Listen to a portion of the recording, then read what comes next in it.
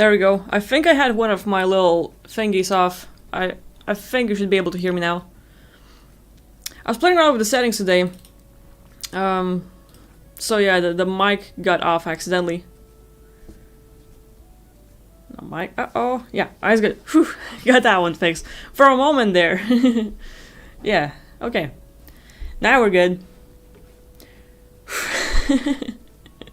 Yeah, like telepathy is off the list. Almost though. Almost made you practice. Alright, that's on. Okay, like yeah. I was like fucking around with the stream settings because like just checking out some of the thingies and checking out new stuff, new settings. Streamlabs had like updates, so they sort of like gave us more music to listen to, more varieties, and it's kind of like royalty free, as in like YouTube ain't gonna charge you for anything and all this stuff. So yeah, let's go. Like I today want to answer questions and do everything I can to give you tools and everything else.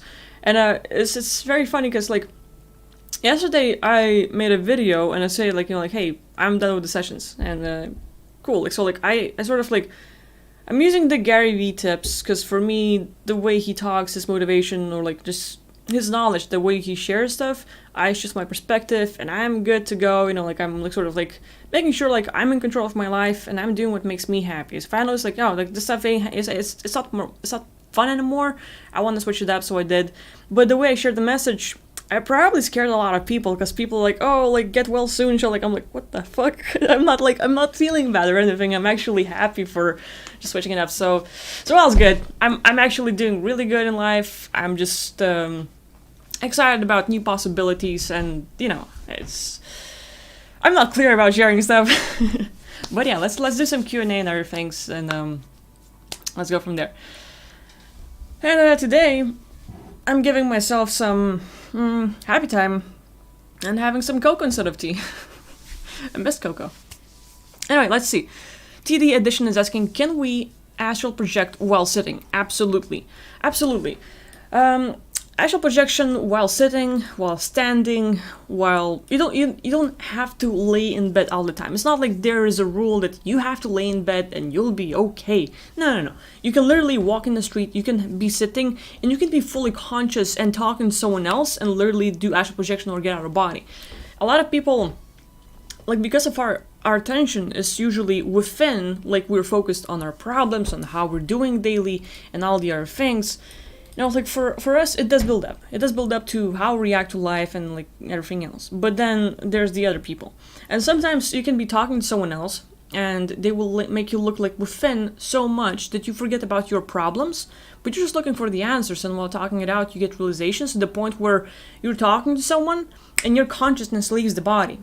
And you will see your body talking, but you'll be standing behind yourself and you can literally move your point of view all around you and check it all out. So it is amazing to how many possibilities we have, but to achieve this state, you have to practice. It's like everything is practice and sort of being consistent with. So like if you're trying to astral project or getting out of body, sitting is okay, standing is okay, you don't have to lay in bed, and even like try out some new parts. Some people are sort of like, when they go to bed, they're used to bed as a place where you fall asleep and you rest. So like switching up places, maybe you go on the couch, maybe you are in the chair, maybe you're in the bath.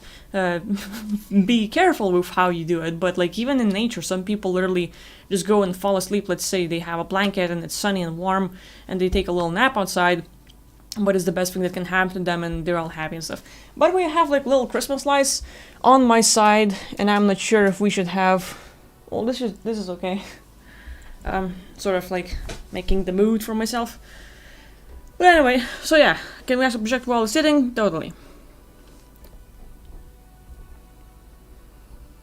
Zach is saying, Funny, somehow I got woken up from my nap right when you started live streaming without even hearing a notification or anything. That's a good sign, I guess. We're pretty connected.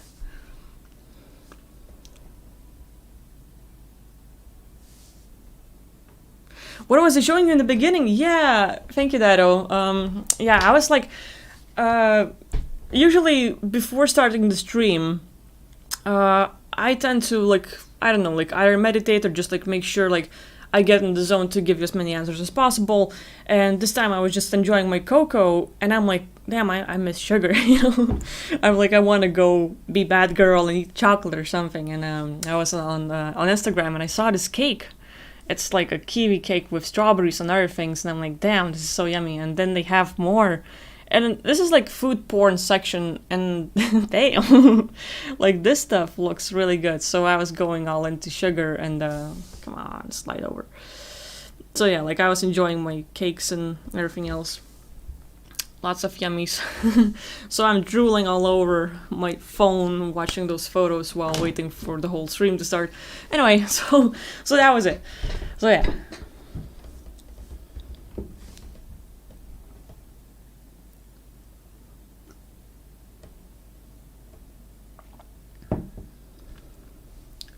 Anthony Joe's saying, hello, I had a feeling you were doing one tonight. Psychic, huh? Anyways, good to see you.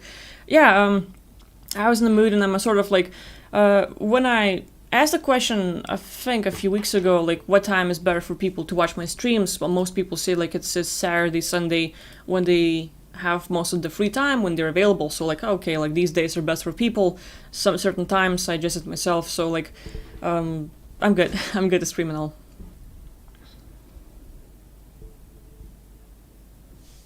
Okay, TD Edition is asking, on which part of body should we focus on to astral project? I would say none. Like, that's one of the things. Again, like, once we're starting focusing on the body, our attention shifts here. You need to focus outside of your body. Like, one of the things you could do, it is the process of happiness. Happiness is basically when you get something for yourself, which means, for example, I'm gonna drink my cocoa, you can drink something else, and I'm gonna fill myself up with warm liquid.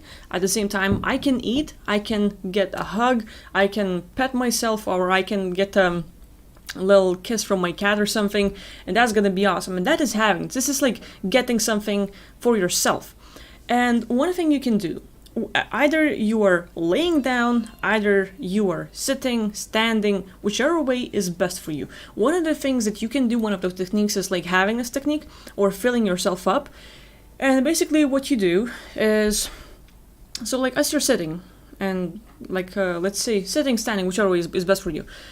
You are right here, and you sort of like either visualize, imagine, or basically think about one of the bodies right in front of you. It can be a metal body, it can be organic body, it can be a chocolate body, whichever kind of body you matter. Simply energetic body, the body full of love, the body full of high vibration that's gonna get you out of body. You simply visualize a body or like an outline of a body right in front of you, and what happens, like as you're here either laying or sitting, that body merges with you and becomes part of yourself. Once you feel it like merge with you, like this like second body that you just visualized comes within, becomes part of you, you visualize another one, and basically one after another you might visualize 10, 20, 50. But what happens is like your physical body is right here, whether you're sitting, standing, laying, whichever way is best for you. You visualize another body, and basically you fill yourself up again and again and again to the point where you're overfilling yourself, so you have this like tons of happiness. But at the same time, when another body comes in, and it's not dangerous. You're basically getting this having a process where you get the energy, you fill yourself up, and you feel good. So you literally can sort of practice simply an energetic body that has confidence, and an energetic body that has like luck or feel good or some emotions, some personality, some characteristics and or feelings that you would like to get. And so you literally have this body merge with you, and once it does, all of a sudden you literally can get out of body. So basically your body drops and your physical body is like fine and it's getting filled up with energy, but that energy will overfill you to the point where you're like, it's just like sort of stuffing so much to the point where it explodes. So like you're stuffing your physical body with other bodies, and your old one, or like let's say the current one, the actual one is, and it literally gets out. So that's like one of the things that you could do. And then again, which part should you focus on? Let's say if I was to focus on the body part, if I was trying to get astral projection and I was to try to focus on, I wouldn't choose just one body part. I would try to go overall, sort of like see where I have my energy. And for example, some of you might get it, where like you're trying to practice, for example, like mind awake, body asleep. And you're trying not to move your body, you're trying to stay still to try to have your physical body fall asleep so that your mind would be fully conscious, and then you can like, oh, it fell asleep, now I can get out. And what happens to most people is that your body will fight it. It feels like you have itch here and there, and all of a sudden you have to like, I'm just gonna rub myself.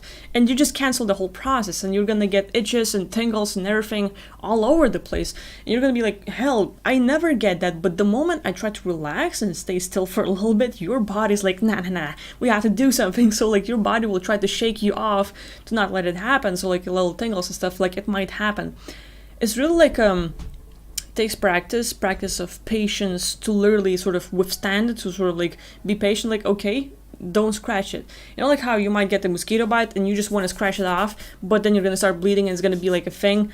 So if you don't touch it, like, okay, it itches, but no touching, you know. So you stay with it and it passes, but literally if you can pass it, it's going to be like a good training where you feel your whole body tingling, but at the same time you stay in control and not allow it to disturb you. And that will sort of like have you train in that, like that'd be a thing. Third eye might help, and literally you don't have to choose just one. But for example, if you're practicing having your physical body fall asleep, or simply like just staying still and really focus, I sometimes would try, let's say, having my hands still, like not moving, and then while my physical hand is here, I imagine my actual hand lifting. So like it's basically, whoop, I see my hand, there it is. And so you can literally imagine your astral body getting out, trying to visualize it leaving your body constantly. Some of the things you also might want to do is take off your jewelry, any like let's say necklaces, rings, or anything else you have, any clothing. Sleeping naked is one of the better things. It's good for you and it's comfortable, and at the same time, you know, like sometimes our astral body is weighed down by all the clothing and stuff. Like so, like some say, like it's more of a thing. So you know, like varieties. Try out as many things as possible. See what works for you. Because like we have a lot of like, let's say what works for me will not work for you. So like we have to find tons of different ways, test it all out, and see like, oh, this one like I did this one. I had more visuals throughout the night. I did this one, had nothing. So you just like sort of keep practicing, seeing what works for you, and just like keep on being consistent. So there's that. What else we have?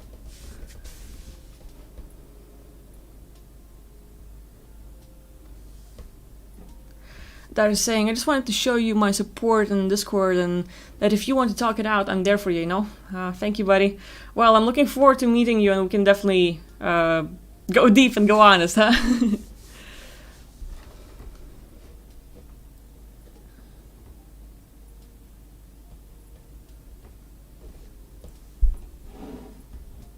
Andrew saying, good to see you doing well. I remember when you started YouTube. Me too. Like, this whole journey.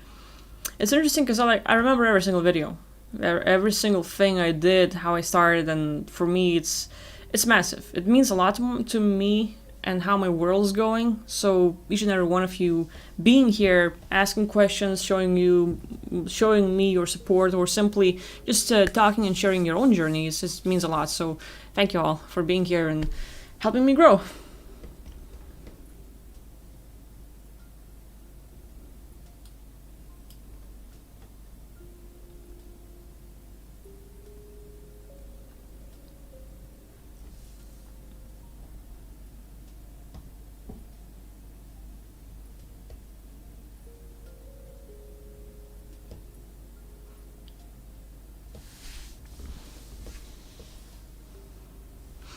Starseed is asking, can I help you with your work if possible? Like give you suggestions somewhere, and somewhere tried to reach out yesterday, and some people were telling me that you should have a new work style, and I wish you luck with that. Feel free to drop me any suggestions either here in the chat or YouTube comments anywhere. I'm okay with that. I'm okay with suggestions, but at the same time, I'm aware that a lot of people might try their best and try to help me out and give suggestions, and I know that in the end I will still do what fits me the best. So like even like if you suggested like it might be a super good thing in your world, and I'm like, yeah, but you know, so like suggestions and stuff, like I'm all up for it, but at the same time I know myself, and I'm good. Like I don't feel like I'm lost or I don't have anything to do or like how do I make money and stuff like that. No, like I actually feel super confident. I feel content. I feel really happy. Like I don't know, when I made that video, and people might have seen my tears and everything else, and they're like, "Oh shit, like Phil's doing really bad and stuff." No, it was more like, damn, I want people to understand. I want people to understand that every single one of you have the power to work on yourself, and I'm not portraying the message, so like like it's kind of like just that sort of. But at the same time, I was done with the video, and I'm freaking happy. I'm doing really good, and it's like I don't want people to worry about me. Like it's like I'm really good. So like yeah, just that. And regarding like things that might change up, I was actually thinking like a lot of people like actually switch up, especially in the places where I work, and people that I have been working with, they said like they had the same thing where they work with people person to person, and then they switch to remote, and then they switch to some other things. So like because I've seen other people go through this, and they share their own stories, I'm like, okay, so like I know the process, and I'm excited. I'm actually excited. Like it's really interesting because having certain people that I admire, and specifically like I'm talking about Gary Vaynerchuk. For me, Gary V is a go-to guy to be happy. And I sort of like try to adjust my mindset into just doing what makes me happy, and like I don't listen to him 24/7, but once in a while I'm going to listen to one of his videos, and I'm just sort of pumped with just being happy in life, doing things that I want to do, chasing after my passions, and going for it, and having all the open doors, and fail on purpose. That's a really good one. It's not like fuck up and feel bad about it. It's more like give yourself freedom to do whatever you want, and even if it doesn't work, don't blame yourself, don't dwell on it. Just like, hey, great, you tried, go for it again, and stuff like that. So for me, like, kind of like this should be like no more sessions for a while. As in like I don't sell them anymore. This should be like fail on purpose, because like it's gonna destroy your business. But I'm like, no, it's like freaking opening my doors to my growth and like other things. So I'm really good. And anyway, moving away from me to you people. TC saying, are we in the end time? I wouldn't say that it's the end time. It's basically the time of shifting and personal growth, and sort of like just things changing up on Earth. A lot of people have been noticing like, hey, December 21st or something, like it's big thing is gonna happen, and blah blah blah, and like there's a lot of those scare stories and the end of the world and shit like that, and I'm like, come on, chill people, it's nothing like that. It's literally, hey, it's a shift. Like, there has been tons of bad things going on, especially this year, and people are going crazy with how bad it is, and there's a lot of depressions and stuff like that. But at the same time, it's the year where people grow. It is the year where people break their walls and get free, and it's the year that shakes people up. Not you necessarily. You have been awake for a long time, but those that have been asleep, they're getting this hard slap on their face to wake the fuck up and do something. So, like this is a massive shift of consciousness where a lot of people are waking up and they're saying, hey, something's not right. And so like you might have been on that journey for 50 years or however long, but someone else is just getting their first steps, like, holy cow, what's going on? There's this and this and this, and they're like sort of finding things out. But the whole consciousness of people, like collectively, is changing and sort of like getting better because people are being more aware, people are awakening, and that's like a really good thing. So I would say like again, when I hear such things like like, oh, December 21st, something big, the end times and blah blah blah, I don't want to go there with fear, like, oh, something's bad's gonna happen, like, let's expect for the worst. I'm like, bring it, like, I'm excited because I want to create my own world where things are good. Like, I don't want to live in fear. I don't want to be afraid or anything. And just sort of, like, hearing about this sort of things, I'm like, yeah, the way I see it. It doesn't mean that this is necessarily true. It doesn't mean that this is necessarily gonna happen. But the way I see it, and I'm buying it for myself and going there, is just like, hey, people are growing, and this sort of thing, this massive shift we're talking about, like something big, is like, hey, what if, what if something good actually happens and tons of people wake up and people are becoming more aware, more conscious, more connected, and finally humanity is becoming more united? Why not? So I'm going there. Anyway, let's see what else we got.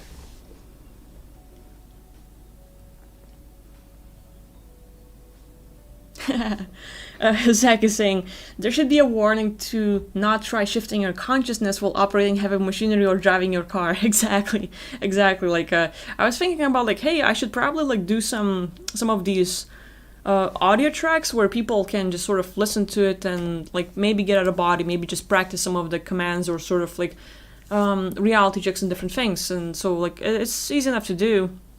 I'm just sort of like not sure if my voice is fitting and all this stuff, but still, I was like, yeah, probably good idea. And then at the same time, I look at my Google or like let's say YouTube statistics, and most people listen to me on their phone, so it means like the phone is probably plugged in and close to the car, so that like they can actually listen to it from the car. And I'm like, oh shit, like if they're driving and they're listening to that, better not risk it.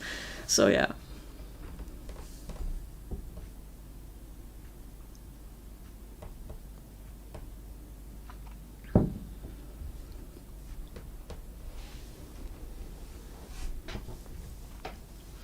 Have I read Five Rings book? Five Rings? No. I don't think so. Let's look it up. Five Rings. The Book of Five Rings.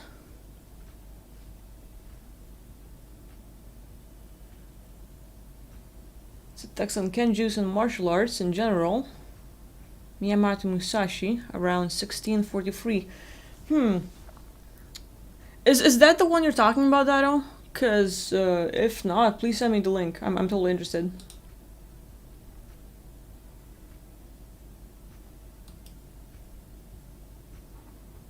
I'm just looking around on the internet to see what it's all about. But yeah, it's something on the list as well.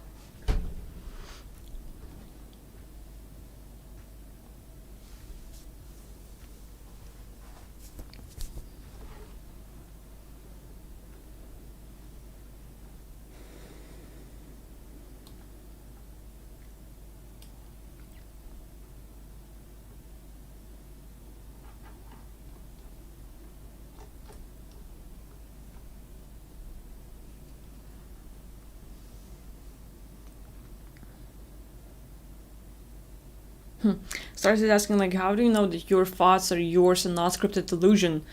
The thing is, when you're out of body, or you're actually projecting, or your physical body drops dead and you're out there, normally you don't think. There are no thoughts. You are completely empty. You're completely clear. Like literally, your physical body drops dead and you leave, or you get out of body, you actually project. And once you're out there, it is super quiet. It is super quiet within. There are no more worries, concerns, or anything. Your case, everything that you were worrying about, everything that was sort of bothering you here on Earth, leaves. It's gone. No more. So when you're out there, you're like, I'm no longer afraid. I'm no longer worrying about stuff. And all of a sudden, all those things that were bothering you on Earth, they're no longer there. And you feel this quietness within. It is not scary at all. It is very peaceful. It's very comforting. And with that, you're like, wow. So you're not into think. You're more into just awareness, perception, knowledge. You look at something and you're not going like, oh, look, there's a planet over there, wow. You're more like, no. You just notice a planet and you're like, that's it. There is no thoughts. You're more like, just see it and you know about it. You know that like that's what it looks like. It's not like, oh, it looks like this. No, there are no thoughts. So literally, a lot of our thoughts, it is not the natural state. The mind is not the natural state.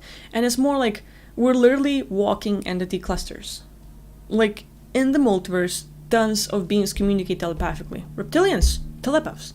They're not using their like big ass mouths to like talk to you like, they're not gonna give you a message. So basically, they're telepathic, they're very intelligent. They can like read within.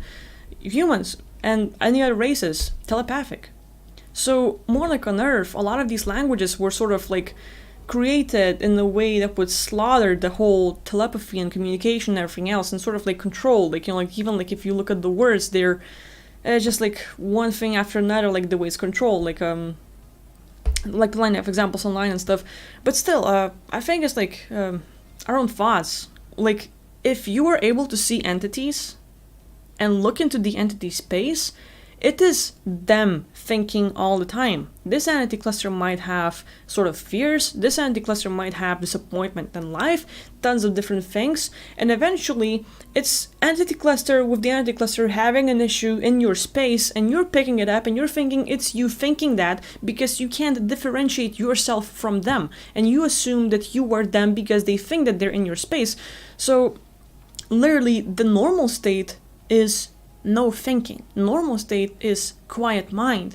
And the more we're like, oh, fuck, and whatever we're thinking about, well, it's literally someone else. So, you know, like, and at the same time, from the beginning of time, we're simply the consciousness. We are the awareness. We're simply perceiving things. We are the perception. We're like, oh, and we're looking around and we see things. But then, let's say we create planets and we do lots of things, and you create something, someone else creates something, there's a lot of beings, there's a lot of like consciousness here, consciousness there, like lots of different aspects of consciousness, and eventually what happens is like, whether it is some bad guys doing their own thing, or simply people who are so in love that they're like, let's merge together, I love you so much, you love me so much, it's just like, you know, come on, let's become together, and they merge, and two beings become one. Everything they thought, everything they feel, everything they are, merge and become one, and this being is now a cluster of two. But then how many can you meet in your journey throughout your whole existence that you love, that you appreciate, that you treat like a family, and then you're like, okay, I'm going into a whole different multiverse, see you next time, but remember, we can communicate telepathically, you can always send me a message, so bye for now, like, but you can always talk to me, and you go into a whole different dimension, but you still hear them talk. So now we open ourselves up to tons of different beings, and we hear them, we communicate with them, so we can like perceive that stuff. We're literally just this little box that can like connect to absolutely everyone and receive the massive loads of information. Each and every one of you do that already. And it is so easy to sort of like, whatever we were doing with all that, that was quadrillions of years ago. This is old freaking stuff. And then as we move on, we go through tons of events. We go new life, new decisions, new beings. Oops, got into an accident. Oops, got merged with other beings. Oops, this happened. And now tons of different beings merge with you, whether it was intentionally or whether someone forced it to happen, maybe some soul traps, maybe some entities getting in your space. But now you're just this like a walking being, but literally cluster of something else. There are tons of different beings that were within you. There were tons of different entities that came to your space, and you're literally just a walking cluster of entities. So their feelings, their emotions, and their things sort of stayed with you and carried over. And you're like, oh, I am this, because you know yourself and you are identifying yourself with that because of what you experienced throughout your life and existence. And at the same time, you're literally a walking entity cluster. For example, one day you're happy, but you might be moody. You might be like, hey, life is great. And then, you know, you see someone not doing so good, and you're like, oh, life sucks. Changes, but it's not the same being. It's like literally different being, like talking through you. So we are the entity clusters ourselves, and I would say, like, you know, like normally all the bad thoughts, all the negatives, and everything else is basically someone else's command, because it's in our space. So if there is something, let's say, hey, you don't like that thought anymore, it's not serving you. Well, you don't need it, so get rid of it. And just keep whatever makes you feel good. And just grow as a person, make sure you're doing good, make sure you're satisfied. But anything else that does not serve you, all the worries, concerns, and everything else, you don't have to have it. Get rid of it. Like, whether it is entities, whether it is some other beings in your space, whether it is someone else from the different multiverse communicating to you, you know, if it's not serving you, disconnect yourself from that, because, hey, we're free. So there.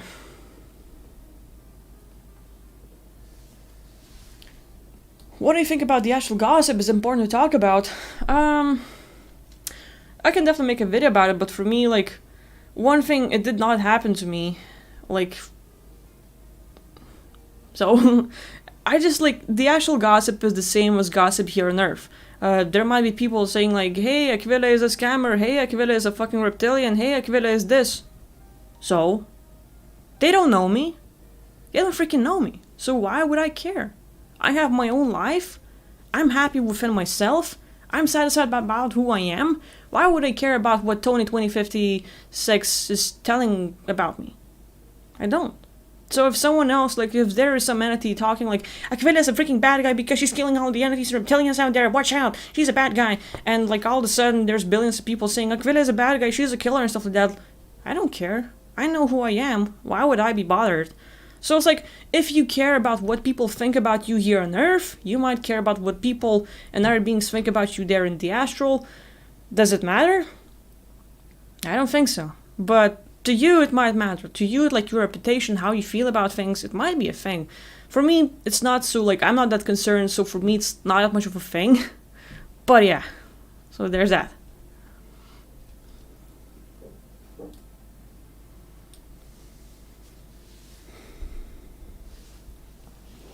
Okay, so Plumerius is asking, Hakvila, if my body gets old and sick or incapacitated without hope for recovery, how can I get out permanently? Do I still need a walk-in? Can I abandon this decrepit body and let it expire? Yes.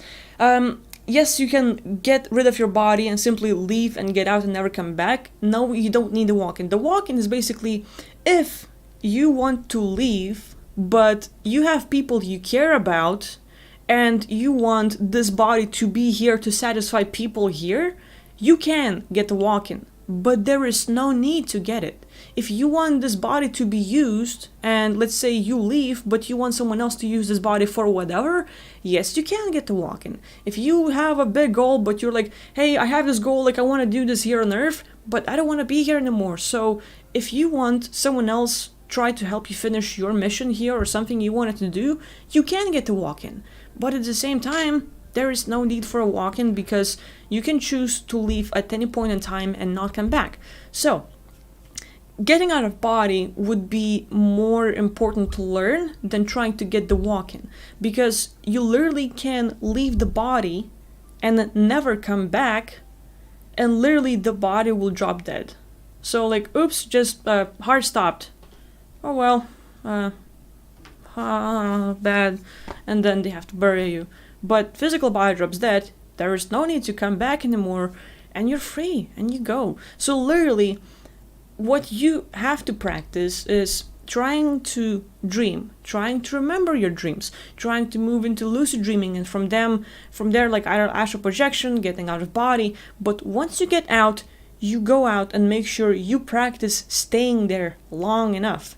Because if you take long enough out there, physical body will disconnect and it can drop dead. There's literally a person who was like, two people are talking to each other, they're doing sessions, and one person's like, I'm so done, and he's like releasing a lot of his stuff, like releasing his case and who he is and all the other things. He gets rid of all that, and during the session, while two people talk, drops dead, and no more here. And the person's like, fuck, what do I do? And so he's like literally, what this person does is gives command to the conscious, like, hey, come back, you have to pick this body up, you can't just drop it down here, you have to like take care of it and stuff like that. So literally, this guy, by talking, makes the consciousness come back and sort of like, oh shit, like, okay, let's at least dress it up. And literally within days, like, I don't want to be here anymore, gets out. It's simply like, sort of like, I don't want to be here anymore.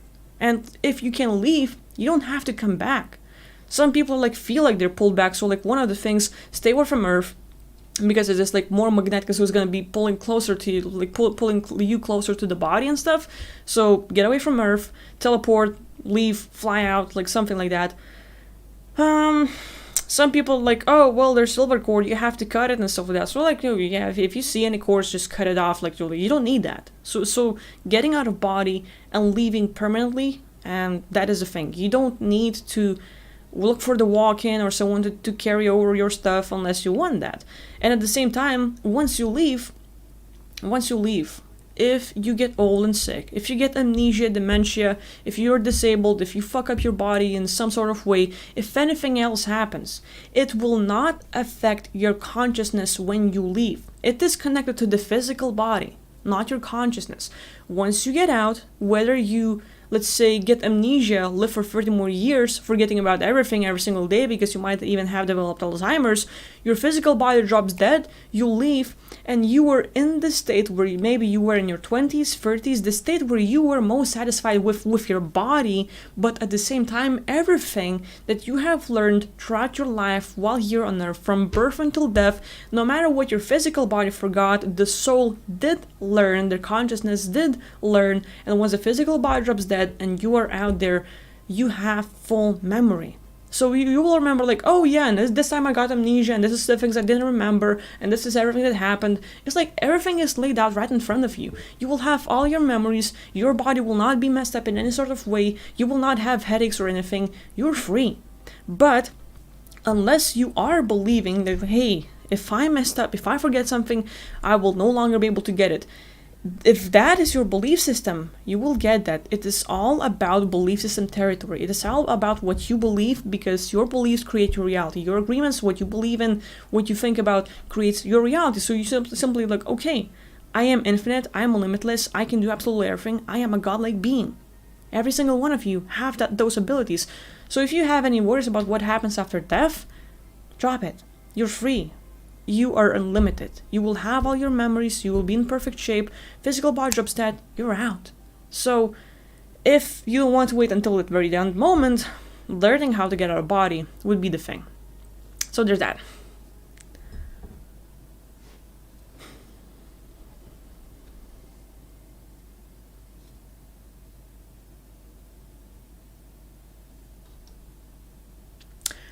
Sage is saying, I felt the presence of an entity putting negative thoughts in my head that weren't mine. When I called it out and told it to leave, I felt shift in my energy. I felt lighter. Is feeling this way common? Yes. I'm really glad you had this sort of experience, because this is exactly how it works. Sometimes you might be just having a normal day, and all of a sudden, like one little thing can happen, smallest trigger, and all of a sudden you have this wave of anger or some weird emotions fill you up, and you're like feeling like, so it's just like completely different. And literally, if you catch yourself like, hey, it's not me. It's not me reacting this way. It's this literally the entity cluster feeling this way, and I'm just following their feeling state. I'm just buying into what they're experiencing. So if you're able to catch it and make them leave in any way possible, literally changes in seconds. So this sort of feeling you had, Sage, it is absolutely the way I feel and everyone else. It is really good, and I think like, hey, if you're noticing this, continue the work if it happens again, because with this perception, you can literally track it like, okay, this is what happens like to me, but now when you notice how you feel, you can literally like watch other people, and when you see changes in their environment, when you see them shift, when they're happy one moment and next moment they're going crazy and stuff, or simply they come at you already pissed off and they're like already angry, you literally can remove their entities, and all of a sudden they change. You're like, oh, well, I don't know why I was feeling that way, sorry. And like, like all of a sudden, the completely different personality. So you can definitely sort of like notice the shifts in your body, in your energy state, and everything else. So like, I'm really glad you had a sort of experience.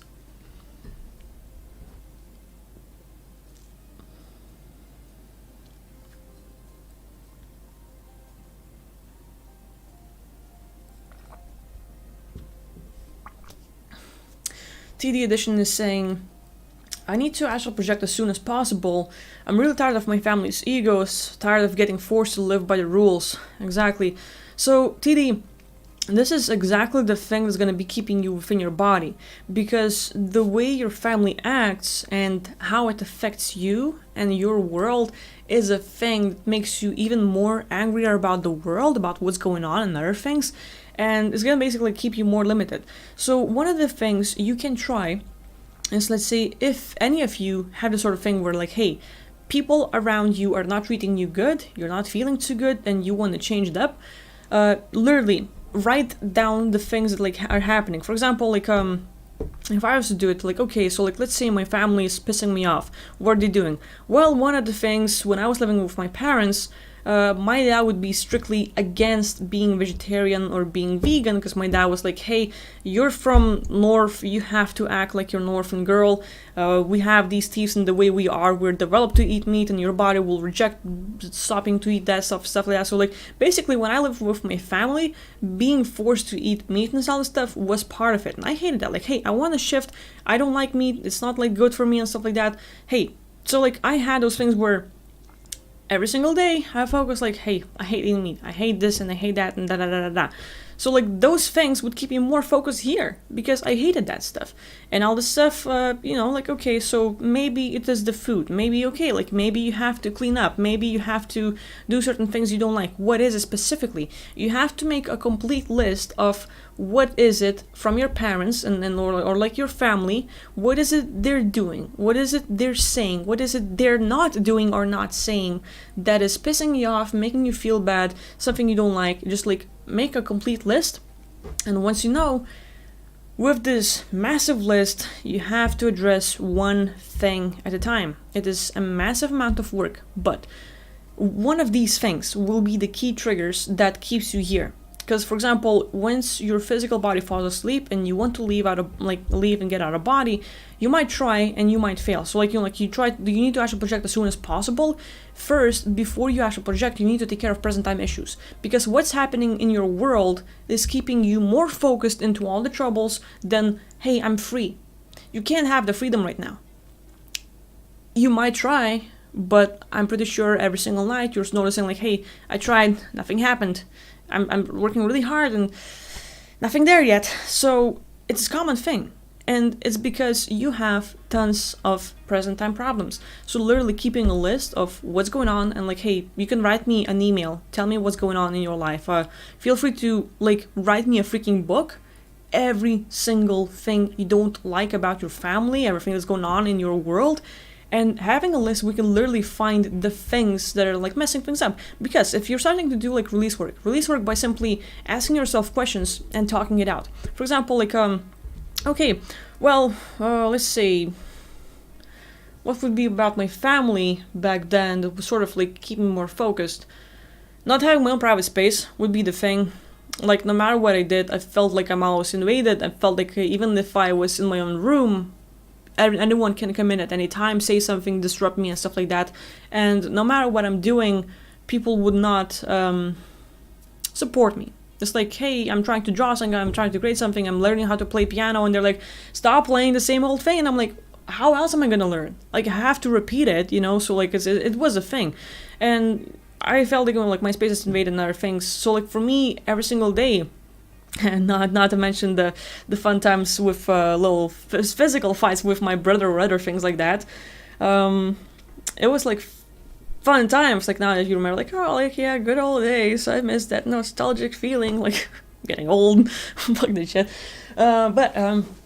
So you literally look through all those things happening, and once you keep the list, you're aware like, oh, these are the things that are happening that I'm focused on every single day, and if you can simply talk it out and realize some of the different truths about it, like let's say most of our issues that we have are actually a solution. For example, like someone is like, I just can't find a job, and it's an issue, like can't find a job. But the thing is, they're not willing to work in certain places, and they will do everything they can to stay away because they don't like it. So like, I can't find a job because I don't like working there in the first place. And you're like, well, I want to get something really good, but then it's kind of like impossible because like da-da-da-da. So like literally sometimes what we're dealing with is actually a solution, and if you can dig deeper, for example, move out. Oh, well, you have to find a job, you're maybe in debt, maybe you're studying in university, maybe there's tons of different things. I better live with my freaking bad family that always fucks me up than move out and have my own life. All of a sudden, this kind of family issues becomes a better thing than doing something else. So, like, really, you have to look deeper at, like, what's going on, and if you can change your focus and start dealing with one little thing at a time, dealing with present time problems will help you shift your focus. It's not like you have to move out or different things. It's really good if those people are really suppressive and bad for you, staying away from them, or simply limiting the interactions, making sure that whatever free time you have for yourself, you make sure you have this massive positivity bomb. Listen to someone else who's gonna give you the boost, who's gonna motivate you, who's gonna make you feel better, who's gonna inspire you and all this stuff, because you need that. You need to make sure you limit the negativity and you boost yourself with positivity, because if you constantly are getting blamed and targeted and you're being stressed out, you're gonna be focusing on all the bad stuff all the time. So you literally need to plug out at least a little bit And if not moving out, then at least finding some people who will be there to support you. And not like a friend online. Find a mentor. Find someone uh, you see that has achieved something you want in life. And sort of follow their footsteps. Not to do absolutely everything the same, but use their tips. Something they did, you can do to go where you want. So there's that. I would just say like present time problems is a big deal, really. So yeah.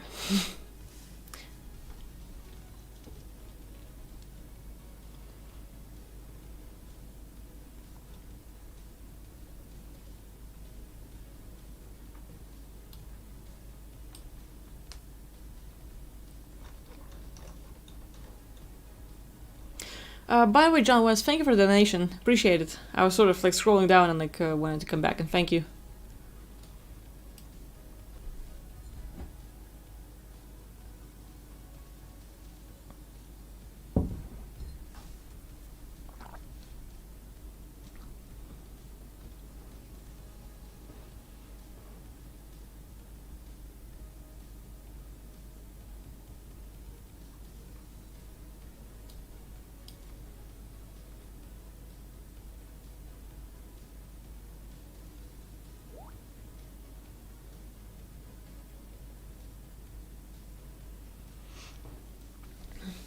I'm looking at TD's edition saying I'm 23 years old and living with family. It's really a heartfelt thing. And I'm just thinking like, what can I do for you? Just giving you tools and stuff. But hey, TD, I'm not sure if you wrote to me, but you can write me an email. Like, I've been in that place, so I sort of know or assume I know how you're feeling, and I would like to do everything I can to help you out, as in, have plenty of tools and make sure you're doing something you want in life and that you're happy. Like, people around you who are suppressing you, it doesn't matter. It can be your mother, it can be your father, it can be your siblings, your grandparents, your uncle, anyone else. Like, people around us are there all the time, and someone in the family will be there that doesn't make us feel good. For example, like literally, I cut my connection with grandma for a while, because every time we would connect, she would like give me crap, and I'm like, hey, I don't want that. Like, no matter how many times we would try to explain, she's not going there. So I was like, hey, grandma, like, it's not working. Like, every time I try to call and ask how you're doing and just sort of talk to you, and basically my grandma has no one to talk to. Like, she's not really talking to her husband that much. Like, their relationship is far from good. It is just like the old people gathered together because that was life, and oopsie, they didn't work out that much. So like my grandma talks to my mom every single day a little bit before my mom goes to work, and that's it. She talks to only one person, and like grandma's always alone by herself. So like, okay, gonna call her, check up on her, but the faults she has in her life and the things she's afraid of, she's portraying on me. Like, Akvila, you haven't finished university or college, you have to do this because your life will be like that, blah, blah, blah, blah, blah. And I'm like, no, grandma, I have an awesome job, I am freaking happy, I'm doing what I love, my life is fantastic, da-da-da, and no matter what I would tell her, she's like, no, Akvila, because you haven't done this and you haven't lived that long, like, she's gonna go with her story. I'm like, grandma, you're not listening. So like, she has her own story and she might care for me. But every time I would connect with her, she would make me feel bad, wrong, and guilty. So I'm like, it's not working. Literally, okay, I'm gonna stop calling her for a while. And, my mom is talking to grandma, and grandma was like, well, how is Akvila doing? My mom was like, I'm not the messenger, go call her yourself. And then basically, a few days ago, we made a big breakthrough. After a few months of not talking on the phone, my grandma called me, and throughout the whole conversation, she did not give me a single crap about anything. And we just had normal conversation about how she's doing, about some things in life, and like just normal talk, and nothing bad happened. I'm like, okay, I disconnected. I sort of like talked to her before, made my point, have her to understand like, hey, certain subjects we don't talk about, because no matter how much you want to help me, you're not living my life, and I'm eventually going to do whatever feels best for me. So like, even my parents, like, they're not satisfied with me. They want me to be like, have all these diplomas and like go like work as a lawyer or a doctor or someone else, and I want that. I don't want those things. So like, for me, it's my family in these ways. you might have people in your life ghosting you. You might have people in your life ignoring you all the time. You might have people, just like giving you crap all the time for whatever you do. You might have people like abusing you, and all this stuff. Tons of things happen. And I think it's important to talk about it. Like, I don't know if I'm the person to talk about these subjects, but it is important to bring it to the light and mention it because a lot of people are going through it, or a lot of people have gone through it. And like, so like seeing so many young people in my audience and knowing that like, hey, they have similar stories and they can relate to it, I just want to help them out. Like, most people are stuck with their families. Like, they want to have their own life. They want to go after their dreams, but life is not working in that way. For example, there's COVID. You can't move out to another city. You can't move out to another country. You can't do this. Really hard to find a job. Really hard to go for this. And every time you try something, it fails. Like, it just doesn't happen. And you feel like tons of blockages. And all of a sudden, you end up feeling depressed. There's no more passion. You're feeling like, fuck life. I want to just commit suicide because you're losing it all. And that's because in your life, you've been stopped too much, too often. There's just been too many blocks. And, going through it all, dealing with these kind of people, I think it's important. It's important to be aware of your own state. And for me, what worked is literally finding someone else I admire, finding someone else that could give me tips of what I need to do in life. And all they did was give me the tools, but I had to do all the work myself, which means waking up in the morning and, hey, life sucks, but I have to change it. What do I do? Having no confidence as a kid, having nothing to where like, hey, I don't feel like I'm anything. I don't know what to do with life. I don't know where to go. It's really hard to move out of my parents' place. I don't want to find a normal job because it's just not for me. I'm just not going to go for it. Tons of different things. And like, how do you rebuild yourself from like going like life is good to crashing down and just sort of like smacking yourself so freaking hard that like like you get flat and stuff. I've been there. And for me, the biggest thing was just sort of like slowly finding the strength within. So yeah. So there. I'm just talking here. I really should move on and answer more questions and try to give you more value, people. But yeah, let's see.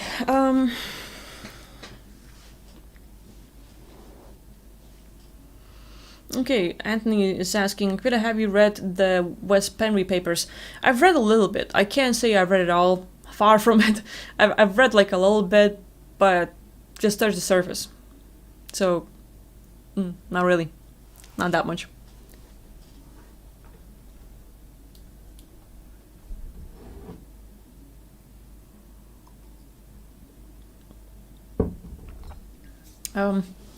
Raymond is saying, being here is a consistent balancing act. Just when you think you figured it out, you've got to readjust and change things up. Constantly learning and growing. Exactly. This is exactly what's going on, and I think like to everyone. Like, some would think like, oh, after school or college, you're all done. But like every single day, it's the never-ending story.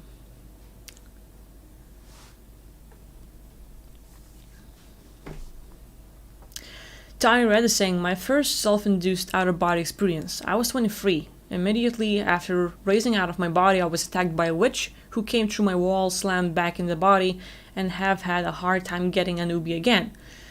Ouchie. Yeah. It happens. Like, this thing happens. What I'm talking about, like getting out of body, it's all fun and all this stuff, this is because I myself have reached a level where I'm really comfortable. A lot of people that might try to get out of body for the first time, and maybe do, they might get encountered by these beings that will do everything they can to scare you or push you back in the body. Physically, they can't really harm you, but what they want to do is to change your thoughts, is to change how you feel about things, and to scare you from getting out of body again. To the point where you feel like traumatized, like, hey, I don't want to experience that thing again. You know, like how some of you might get like these night terrors where night terrors, nightmares, or maybe just an unpleasant dream. Maybe like you had this dream and it makes you feel really bad. Like, damn, I just hate when that happens. And like, you know, like it really pisses you off about how things are. And so you're done and you wake up and you're like, I don't want to go back to sleep. I don't want to possibly experience all of that again. And so, like, for me, I've had those where I wake up in the morning and, like, or like, let's say I wake up in the middle of the night, I'm like, ugh, what do we do now? It's like, I don't want to go back to sleep because I don't want to see those things again. And so, like, staying up would be the thing. But that's the thing, like, these entities, these beings, it's like, you are a prisoner here on Earth in this physical body. And you getting out of this body is escaping the prison and being free. And finally, like, hey, there's this whole massive multiverse to explore, things to learn, things to gain, and you can have it all. You can learn, you can grow, you can remember your past and much more than that. But it's like those entities and beings are constantly watching us. They're constantly watching, making sure we don't get out because they don't want us to be free. They don't want us experiencing all this freedom, and so like they will do everything they can to scare you. They will do everything they can to jump out with a creepy ass face. You might have seen them in movies or something else, or they will come up with something that like might stir you up or whatever, just like boom, and they're like, oh shit, and you get up and like it stirs you up like never again. You know, so it's a common thing. It is a common thing. It happens because you're a prisoner, and they don't want you to be free. So like trying to mess you up as much as possible. In a way where they're trying to change your perception, they're trying to scare you, they're trying to push you back in the body is a thing. The way to fight this, let's see. One of the things is learning to confront things. One of the things I did, no matter how unpleasant it was let's say watching some scary movies and trying to sort of like, hey, I'm not gonna be jump scared, I'm not gonna react to it, I'm just gonna sit it through and be able to confront all this stuff. And the jump scares is one of the things where you're like, oh my god. And so like this is what happens when out of body. You just sort of like calmly like, oh, I'm out. And boom, it comes at you like, fuck. It's scary. It's not pleasant. So like for me, I was learning it my own way. I felt like it is good for me in that own way. But not for everyone. I would definitely not recommend like you watching scary movies or all this stuff. I didn't consider like, hey, those are entities. I can actually try dealing with them.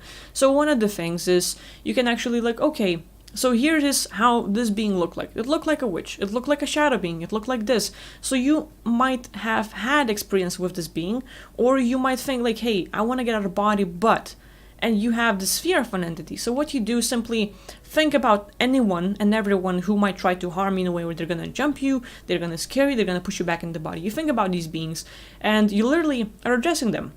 The thing is, you are a sovereign being, and coming out there with, I'm gonna get out of body and explore, and without really knowing that you're a godlike being, that you can do absolutely everything, that you are unlimited, that you are infinite, that you are so freaking powerful that they are afraid to you, but they're really trying hard to hide that from you.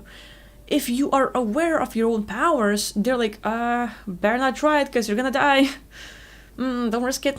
So eventually, like when I understood like, hey, I am creative, I have visuals, I can do tons of other things. And so when I get out, beings make sure they stay away, or they will try to be respectful, they will be diplomatic, into like, I have reptilians coming up to me like saying like, hey Aquila, we have a war right there, we don't want you getting involved, and we promise to not fuck up things too much, just please leave us alone, we just want to do our own things, here's our plans, here's what we're doing and why. And literally they will reveal me all the information. I'm like, oh, okay, well, cool. And I was just like, look, I have my own things to do, like, you don't have to explain yourself to me.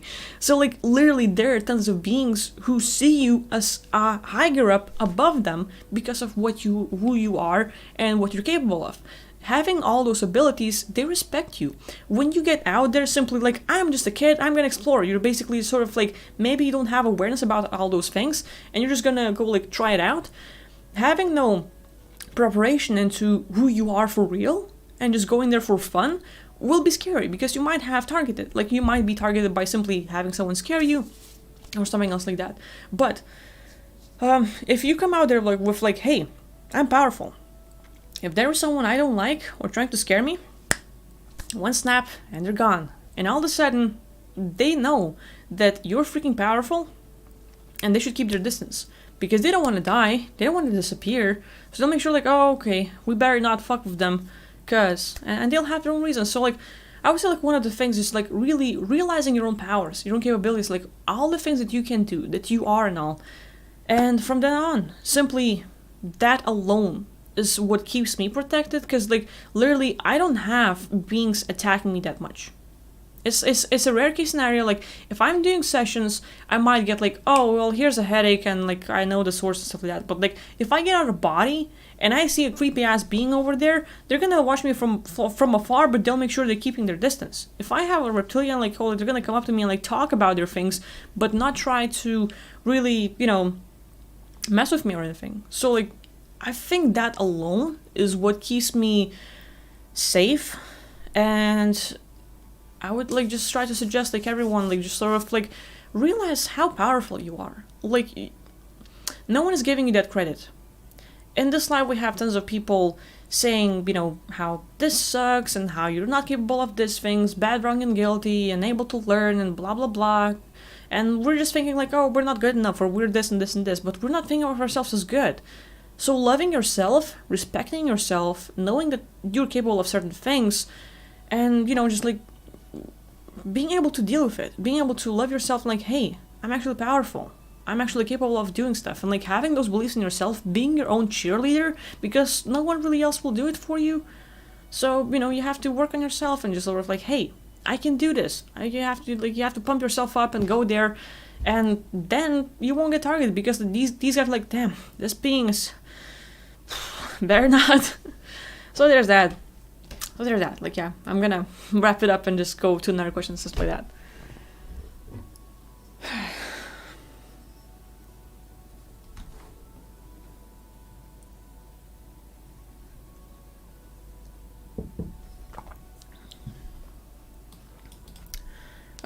Starseed is asking if I would collaborate with John, like with Wes Penry, and if I wrote to him.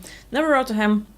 I mean, like, it would be fun, but the thing is, I have not studied the guy enough to actually have a normal conversation. We might have just like, hey, two different people with their own opinions about life and just talking it up, but I just haven't done enough research on his stuff, and like, I know a little bit about him,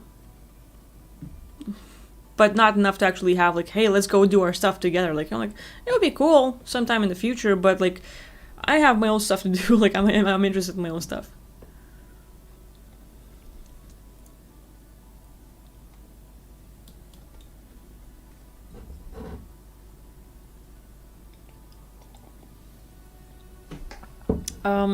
Ravenstar is saying the astral plane is full of good and bad beings. Always be cautious. It isn't Disneyland. Exactly. Again, I'm talking from my own experience, because I don't have beings attacking me. There can be plenty of like creepy ass beings and just like those that will try to deceive you. So it's like experience and just trying things out. Just like here in life, you can't trust everyone. It's like don't reveal your personal information. Tons of different things like that. It's like, hey, you just sort of know the certain general stuff, and you're just trying to go with it. So just like practice a little bit here and there, and you'll get tough.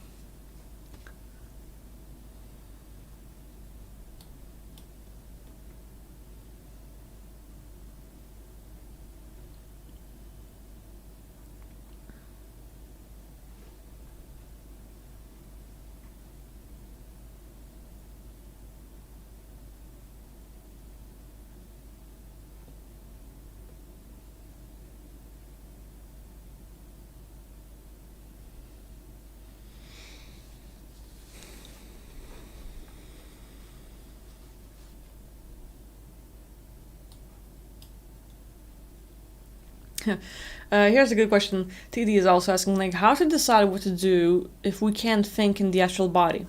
Like this. I'm not thinking. There's not a single thought. But I am moving. I am acting, and like I am doing things. So like it does not take you to like, I'm gonna move my finger. It's not like I'm gonna breathe now. It's automatic. You do it naturally. So the same way you might see a multiverse like there, or like you might see a world, and you simply like deep within know that you want to be there, and you're there. There's not like, oh, a world, I'm gonna fly there.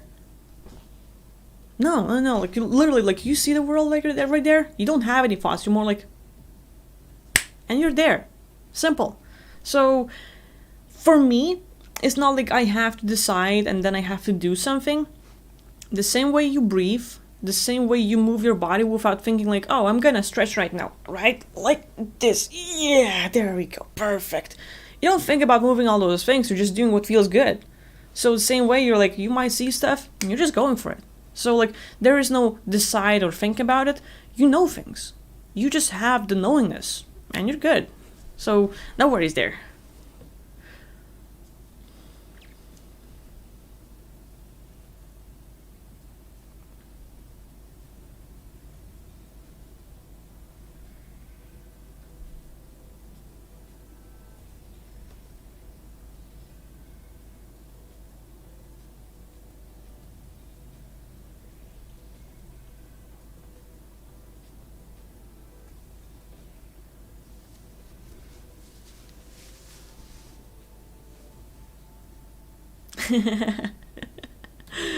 To the addition is staying. If you were a reptile, I would still follow you.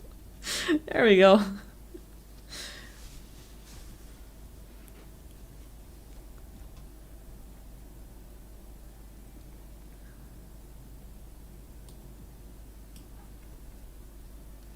Oh, Sage is asking, does a walking cluster of entities explain multiple personality disorder? I believe Rich had a video on this. Exactly, yeah. I think Rich does have a video about this, but this is exactly the thing. We have tons of clusters. It's not like one or two clusters that like this emotion and this emotion. Watch how you change. Watch how moody you are. Watch like how like you have like, oh, I want eggs today. No. I want pizza. No. I want soup. I want salad. I want tons of things. And you're like, I'm gonna turn here this way. I'm gonna turn that way. I'm gonna do this. It's not you're like, I wanted this and this and this and this. We have a hard time deciding because there's tons of beings with their own things and like, no, this doesn't work. So they have a fight about what to do, and you're like, uh-huh. You're basically perceiving it out constantly, thinking it's you. So like all the mood shifts and stuff like that, it's definitely a thing. I had a person who's more like was in the nut house, was publicly said that he has schizophrenic and stuff like that. He was hearing voices and other things like that. As we were working together, we connect, and hey, he has entity clusters. We're literally targeting entity clusters. He could, like, literally, if you're focusing on an entity cluster, specific emotion, specific feeling, for example, you can try to locate it within your body or around you. Maybe, is it in your head? Is it in your neck? Is it somewhere else? And you're trying to locate the entity cluster, the energy, how does it feel, and all this stuff. And literally, I was working with a person, it was quite a few sessions, but we were able to remove tons of clusters to where he gets quiet, and he can differentiate, like, hey, it's not me anymore. I see them. So he started getting visuals of these entities, he started talking to them, and literally finding out that these entities that were with him, that was sort of like public said, like, hey, he has schizophrenia and stuff like that. Eventually, he's talking to these entities, and what we ended up doing is like I was guiding him through how to be a life coach for the entity. And we ended up like entity hates him, entity wants to kill him, entity wants to attack him and all this stuff. And we're going into why. Like, why are you doing this? What's your point? And like basically the entity that was like all angry ends up into, well, I have high grabs that are gonna kill me if I don't do this, and I'm made to attack you and I don't know what else to do. And so this entity is freaking helpless and thinks the only way to survive is to mess with you. And we're like, well, we're gonna create a place for you, like a whole different realm. No one else can enter there but you. And we basically customized the whole realm for this entity and literally teleported, like with the thought, like, okay, we might not see it, but simply, okay, it's like there, the energy there. What if we happen this energy in your neck goes from there to the realm? Boom. And all of a sudden, it was really quiet. And he's like, wow, this thing in my neck is gone. No more voices. It's been about 3 years now. The guy is good. No more schizophrenia, no more voices or anything. Like it's clear. So a lot of like these personality disorders or like bipolar or like all these things like where like you seem like shifting, you don't know who you are, like it just keeps like different personalities all the time. It's just tons of beings. You're constantly tuning into other beings, and you might not be able to differentiate yourself from them. So like if you can just do that one way or another, like to sort of get rid of them, is a thing. So there's that.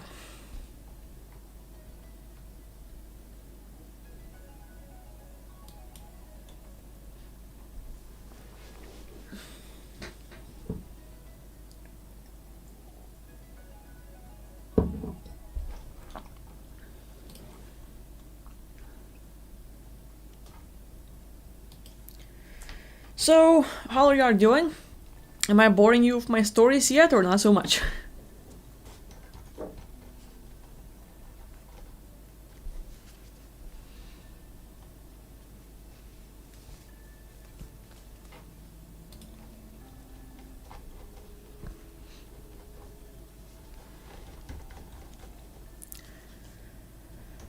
Alright, let's see more questions.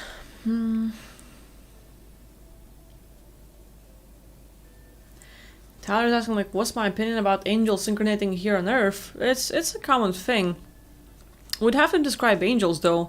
Is it, like, from the religious point of view, like, little, like, white beings with wings, or, like, just by their looks of what we know about them, or specifically beings who are into, let's say, helping, or beings with whatever? Like, you would have to describe what is an angel, like, define it, and from then on, we have starseeds, we have other people here, like Indigo, and just like put tons of labels. There are all kinds of beings incarnating here, so like I wouldn't be surprised if there are any angels and little satans running around everywhere. Why is that funny though?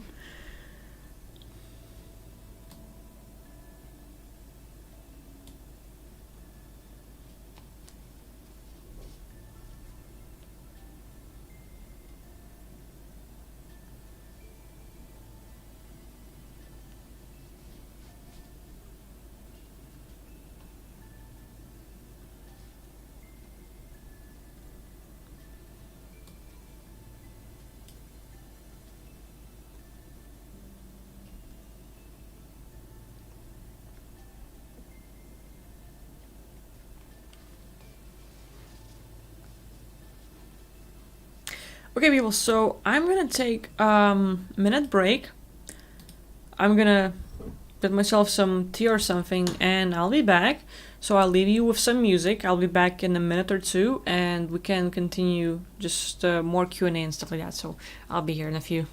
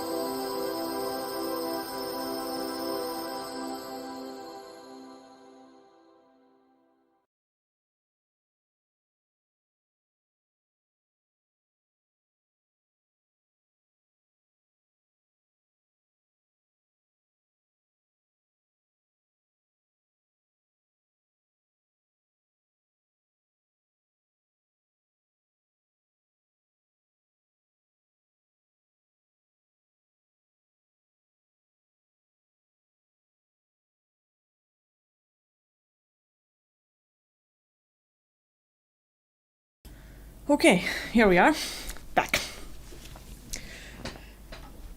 So, let's see if we can get some nice music here. And just continue having full time.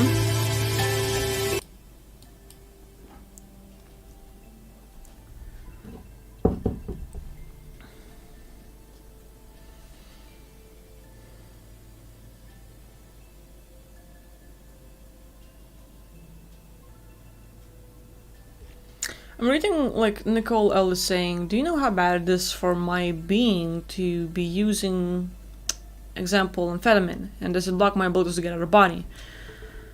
So yeah, let's see. I have to first check out what this example amphetamine.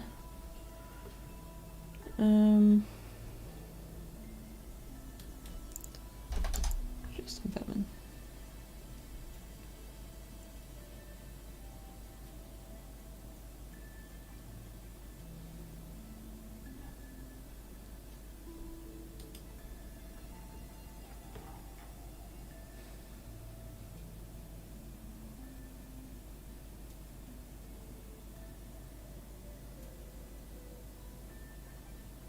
I'm looking like amphetamine is like by far isn't the good, but I was like looking at the one like oh, like you were saying, for example, like okay, so like amphetamine, yeah, it's better to pass if possible.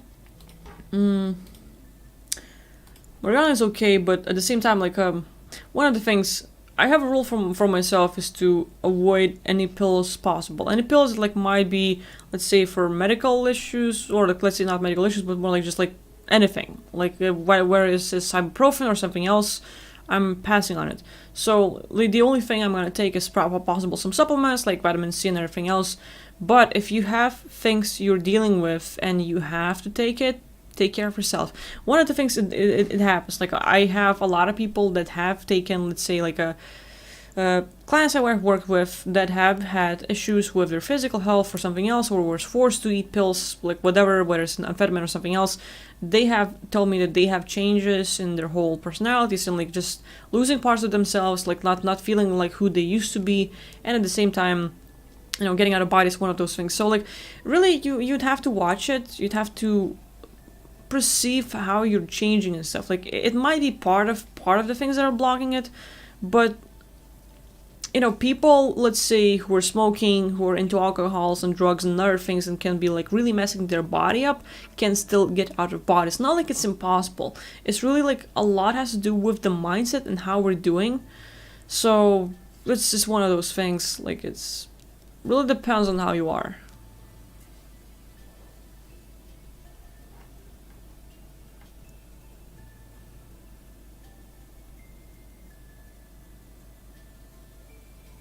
Oh, yeah, Zach is saying, Akira, I have been trying out the locate command regarding past life recall and was looking forward to the photos of DR commands you were going to Facebook me.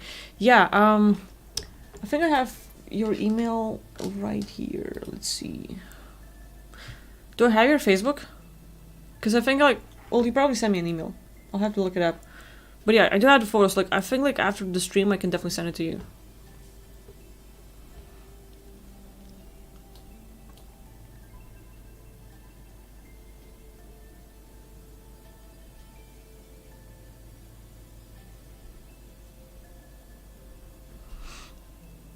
Starseed is asking, Aquila, what about entities knowing about you leaving permanently, and they put you into a trap to keep you out of like longer, so that like you wouldn't be able to go and stuff like that. This case like reminds me where I had a client.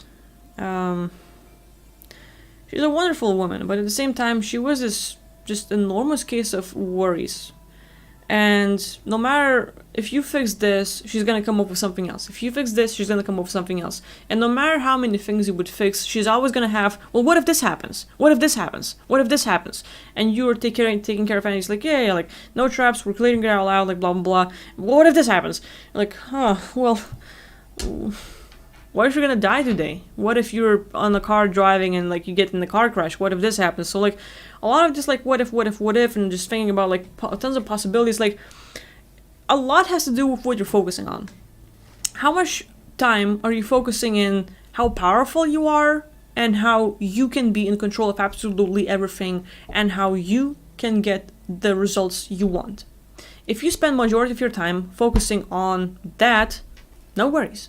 But if your time is like, yeah, I'm powerful, but there's trap and there's entities and there's this and this, and your whole time is on the negative stuff, you're not giving yourself any powers. You're making sure you are losing and you're giving them all the rules to win. So it's up to us to be in control of what we're thinking and what we're focusing on. it's up to us to work really hard to make sure, like, hey, things happen. Memento mori. Remember that you're gonna die, and, you know, every day can be your last day. Every day your heart can stop, you can get in a car crash, you can get shot, something else can happen. No telling. Are you still wanting to live it to the fullest, or are you not gonna get out of your house and think like, you know, like, I'm just gonna die? What's the point of living? Fuck. You know, so like, it's up to you. And I choose to do my best to just every single day make sure I'm happy, make sure I'm doing what I love, and just get all out of it. And once I'm done, I'm out and I'm having a good time. And at the same time, I can be like, I might die today. I already like almost lost my finger. Fuck. What if next day, or like what if in 5 minutes something else happens? Like, what do you focus on and why? So like literally for me, it is making sure I spend most of my time focusing on, hey, life is good, I'm powerful, I know what I'm capable of, and I'll make sure I am my own biggest cheerleader, and I will empower myself as much as possible. And with that, when I get a body, no troubles. Like, they know, like, damn, she's hard to deal with. But if I was like, if I get out of body and this happens, and this happens, and this happens, and I have tons of fears with what's gonna happen and all of what if, what's the point of getting out of body? Because you're gonna be a scare case and make sure you're gonna like attract all that. Like, everything you're focusing on is like what you're getting. So you have to make sure like, hey, you spend all your time on taking care of yourself, building yourself, and doing everything you can to grow, to be in your best shape possible, and just live your life to the fullest. So like, I know it does sound scary. I know it sounds scary, like, oh well, entities can hear what we can hear what we say. They can get into our mind. They can get like deep within us. They know what we're thinking about and all this stuff. And it's a big deal. It's a big deal, yes. But it's already been happening. It would be happening without you even knowing about it. So all this stuff. So, you know, government is spying in you. They're listening to you 24/7. Are you afraid of that? You're not thinking about it. Like, oh, fuck, you know, like, you're writing tons of messages. You're not thinking about, like, how you're taking a shower, or, like, you're doing something, and you're, like, you have your phone on the table, and you're undressing, and they see you naked. Now they have photos of you, or they caught you doing something silly, and all of a sudden, they can blackmail you anytime. You're just not thinking about it. Doesn't matter. And you live your life happy. Same with entities. You're like, hey, fuck him. So what if they know? So what if they try all those traps and like try to scare me, all this stuff? I am powerful. I can do all that. You too. So knowing what you're capable of will not have you limited in any possible way. No. Even if they try to trap you, you're more like, hey, you can't. I'm too powerful for that. Try all you want. You're not gonna succeed because I am freaking good. And that's it. That's all it takes. So that's my point of view on it, and you know, choose what's best for you. Choose what's empowering. And Yuri, thank you for $100. So we're getting cyberpunk, huh? We're getting cyberpunk. Yeah, like, Yuri's the one that like wanted to support me and wanted to have me play Cyberpunk 2077. So we're gonna do that. Thank you, buddy. So yeah, we're definitely gonna be streaming and enjoying like Cyberpunk and other goodies. It's on the list. Thank you. Appreciate it.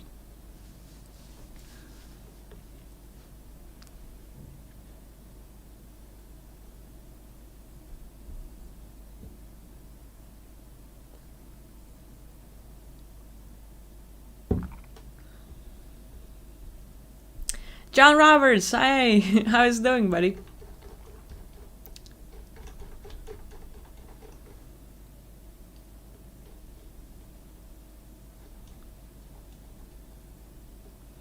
Okay, so Tanya Red is asking, like, Villa, do you believe in the simulation theory? Like, we are living in a computer simulation, or is everything only consciousness?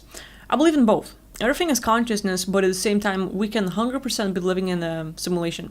And the thing is, it is super easy to do. I've been thinking about it like from 2015, like 5 years ago. Like, this is totally possible. And what I mean is, like, today, technology on Earth is slowly evolving, and at least to what we know. Like, official things that are giving to humanity, and what we know, like, hey, it's pretty good, we're getting freaking advanced, humanity is doing great.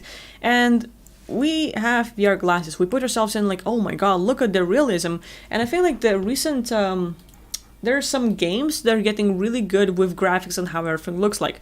Some games you play and you can't tell, like wow, so it's like you watch animation, like anime, and it's looking freaking real. Like, you can't tell, like, is this animated or is this like a movie, like live action?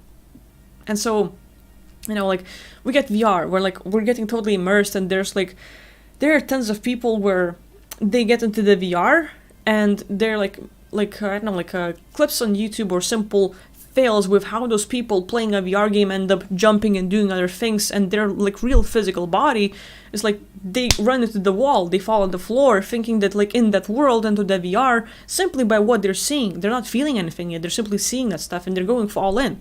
But this is what like we have right now.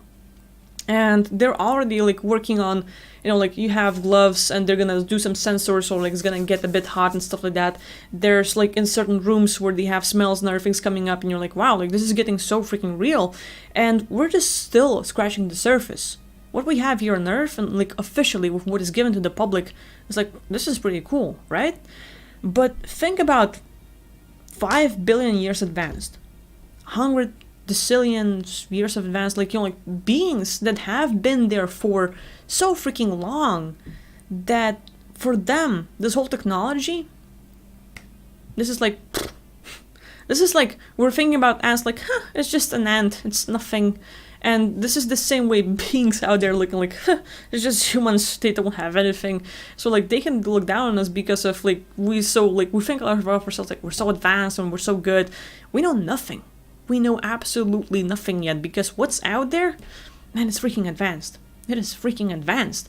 And so beings, they can simulate their whole thing. Like we're talking about, imagine like you get captured, and so you're sitting in this chair, and it's one of those torturing methods where they make sure you can't get away, you can't move, you're sort of like immobilized, I would say.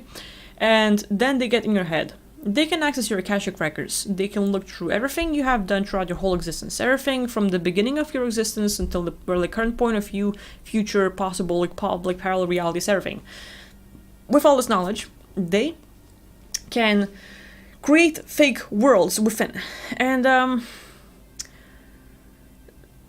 literally creating a simulation where they put you into this reality.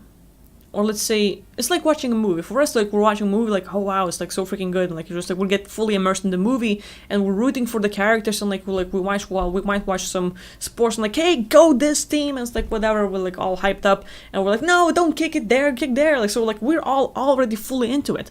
But it is so easy for those beings to get our consciousness to play and go into this, like, created reality where we get into this, let's say, a character in the game. We're playing for the first perspective, thinking like it's us. It is me doing all this thing. So they will simulate your life and will make something crappy happen. They will either mess up your relationships, they will mess you up in one way or another, and basically the whole reality ends up with, it was bad. You made some bad decisions, you suffered one way or another, and you felt everything. And it's done. And in the physical, for example, like in that spaceship where you're locked up, you just blinked. One blink. But you already experienced life the last 80 years. It's in your Akashic records now. It's fake overlay. You blink again. You had other 100 years. You blink again. 1,000 years. And they create simulation after simulation after simulation, is basically fake realities. And you wake up and you're all traumatized because for you it happened for real. You felt like you've been there, you felt like you got hurt, you felt like you experienced it all, and you're like, oh my god. And you just blinked once, and all of a sudden you're all traumatized, but nothing happened. And here, it's just like they create this fake life, and you experience it all. And so, it's already happening. This whole simulation theory, it's happening big time and in tons of other ways. So for them to create the whole universe, and to shove tons of beings in, how is their play? And imagine at the point of your death, physical body drops dead, and you're basically like get out of this like little chamber, like, wow, it's been a while. It's like being in this deprivation tank where your body was there and you just got a simulation of your physical life from birth until death. And you wake up like, wow, that was, whew, I didn't even remember being here. What's going on? And you like literally get out of this chamber, you know, like literally like, what the fuck? I didn't even knew I was here. And like you were immersed in a game of life here as a person. And you didn't even know about this thing. So literally like, it's totally a thing. It can totally happen. So like, yeah, I would go for both. Like it's consciousness, but the whole simulation theory, it's all out there as well.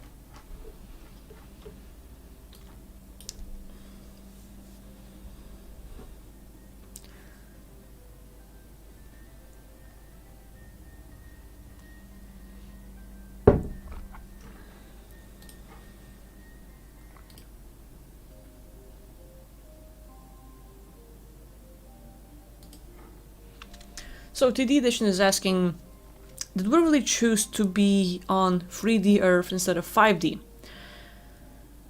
The thing about it is, not all of us come here on Earth with like, I'm gonna go here on Earth, I'm gonna live here, and I'm like, I have a big purpose, or like you come here with a mission. Not all of us are like that. It's not like, not all of us desire to come here. Not all of us were like, oh, I have this big thing to do. A lot of people came here on Earth. And a lot of them got deceived. A lot of them were forced against their own free will. And it happens. There are tons of ways of how people can get here on Earth. And with all those scenarios, you might not necessarily want it to be here on Earth. You might not have all the big deals, like, you know, you're feeling like, why am I here? What's to do in life? Like, you're just sort of completely disconnected from this place, yourself and everything else. You know, it's happening. And some people are like, hey, I just don't know what to do with life. I'm really not feeling it. And people are telling me I'm supposed to, but I'm not there. You know, it's like, it's okay to feel that way. Not all of you came here for a reason. Not all of you came here with your own free will. It's like people get forced, people like get deceived. It's like literally archons and beings that, like, let's say, get us here. They use our weak spots. Most of us, we think of ourselves like, I'm a good being. I want to help others. I want to do something good. And so, as we consider ourselves good, they'll make sure that we get involved in some sort of scenario where, hey, there's a group of people who are attacked. We need to help them out. Like, hey, you're the only one who has those abilities. Come on, like, I'm helpless. I can't do anything, but you can teleport and you're just gonna go there. So, you almighty being, please go help them out. And you're like, yeah, I'm a good being. I can do that. I'm gonna do that. And you go decide and like go help people. And that was cool. And another time like they come like, on Earth, people are dying and they can't understand who they are and all this stuff. Could you please help them out and go and remind them who they really are and free them from this prison planet? And you're like, yeah, people imprisoned? That's not right. Pedophilia? Adrenochrome? No. I have to fix that. And we have this grand goal. We're gonna go on Earth. Fuck, we didn't know what it's all about. We thought like we're gonna help out some beings and boom, trapped. So there's like few cases. There's technologies out there that can capture the soul, freeze us, soul traps that can like bump us out here, tons of different things. And so a lot of people come here against their own free will. They come here not wanting. So not everyone chooses to come here on 3D. Like I was on the 5th dimension, I was on the 4th dimension, why the hell did I end up here? Man, I work with clients and tons of them were in the 4th dimension, 5th dimension, some other places, and like how did they end up here on Earth? Deceived. They were deceived. It's more like, you know, like, hey, do this thing, and like they're gonna try to help someone else, and boom, trapped. Tons of things that happen. So it's it's a thing.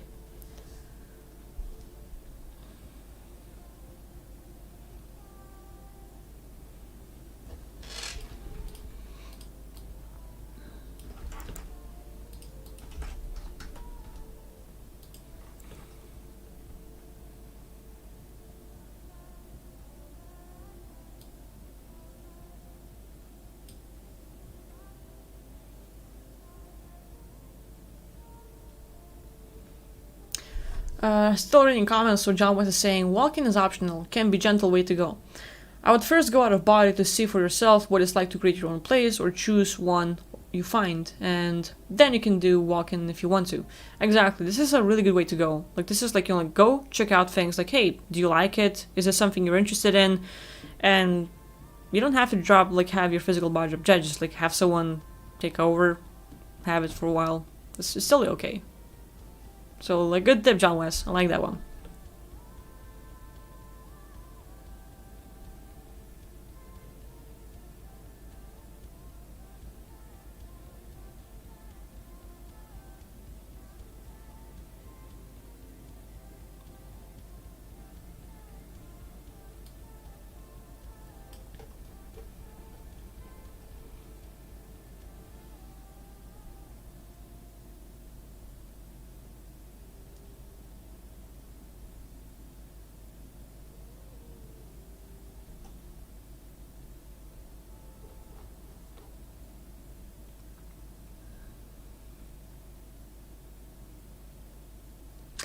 I'm reading the comment like Sarsi is like writing like, have you heard of that urban legend they sent it to you called the Fall and Die Village? And if you fall in that realm, souls don't wake up. Do places people wander in like that steal aspects or cause sleep deaths?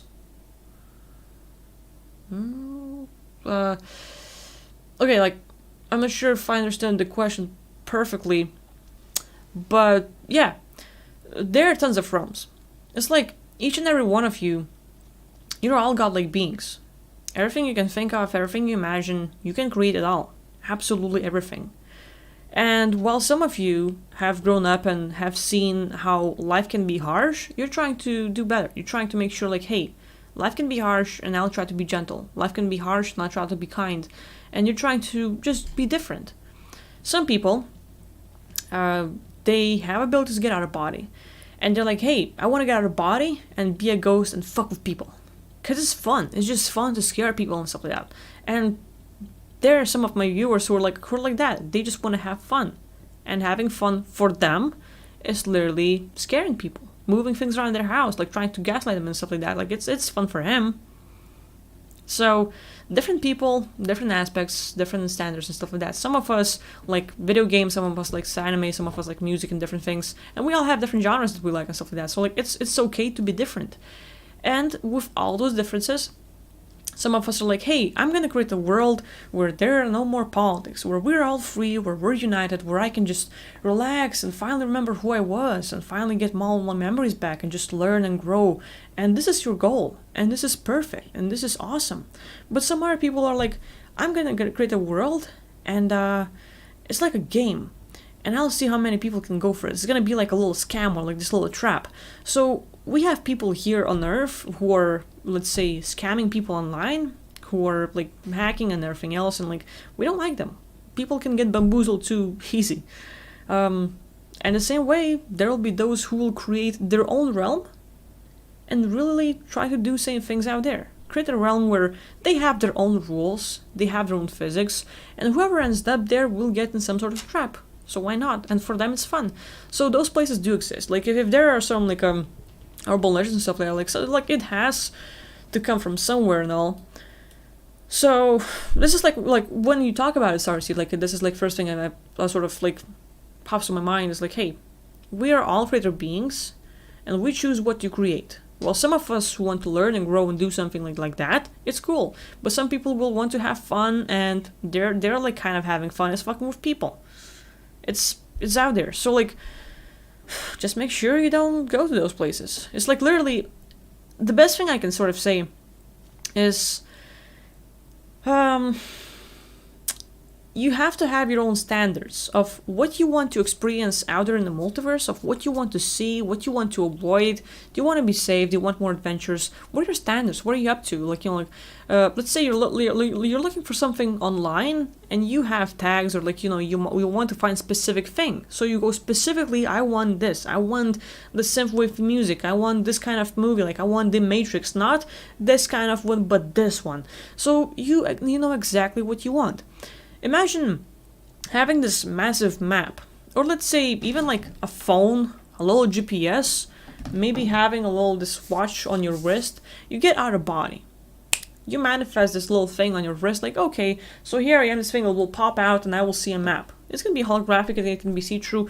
It's all okay. Like whichever way you feel to create it, it's all good. But now you're like, okay, so here it is, vast multiverse. How do I avoid all the traps? Well, what kind of traps? You have to list them out. Okay, so soul traps, planets that can make like that can sort of affect me and like have me not come out of there. Planets where I might lose myself, where I might lose memories, blah blah blah, and you name everything that you're worrying about, that you're afraid of. Places that have entities, places that have archons, places that have reptilians, and what is it that you do not want to experience? You list it all out.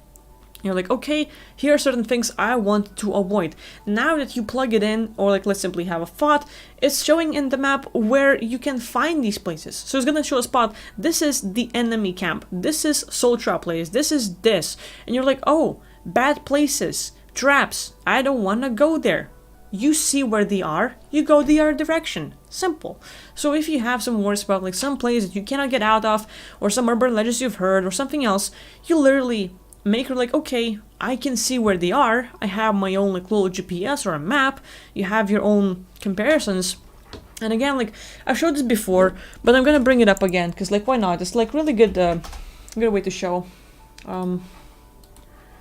Let's see. Again, like those that I've seen before, I'm just sort of like repeating myself, but it's a good reminder. So here it is. This is Red Dead Redemption interactive map. Over here, you can check out like, okay, so imagine like this is the whole multiverse. You can explore a lot, right? And with all this, it's like one of these things that like you can find on the map. You can like, okay, so where are archons or like where are entities? And you check out, oh, there's like a big entity group here. Well, I better go here. Oh, there's an entity group here. Well, I better go here. I'm gonna go here. And you make sure you're avoiding those places. But at the same time, you can teleport. You don't have to go through it and stuff. You can literally teleport. So at the same time, you see where the entities are. You see where, let's say, some soul traps are and some other things. And you can check out where things are in the area. So like literally by displaying... you can simply choose what you want to see and make sure you avoid it. Like, okay, here's something I'm worrying about. You know where it is, so you're going the other way. Simple like that. So there's my answer. Red Dead Redemption, my favorite. Exactly. Good for you, Mojo. It's a really good game. I haven't finished it yet. I played a little bit, but haven't finished it.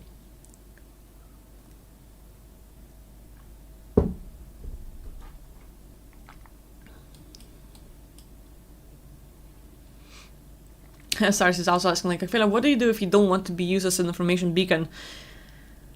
I don't think I'm one. But close it up. Simply, like, if you think that you're an information beacon, put yourself in this box that will sort of, like, deflect absolutely everyone wanting to connect to you, so you're gonna have your own personal space and you're free from that. That would be, like, my way to go.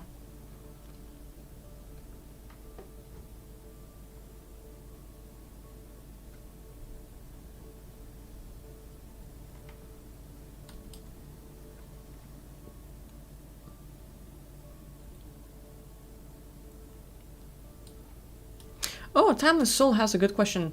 Do you miss family when one dies?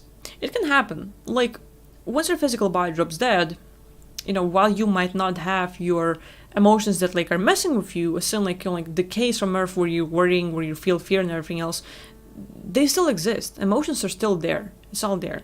So if you feel like, you're like, hey, it's been a while, you might have spent a few weeks, you might have spent a few years, and you feel like, you're like, hey, there's someone I haven't seen for a while, and I want to see them.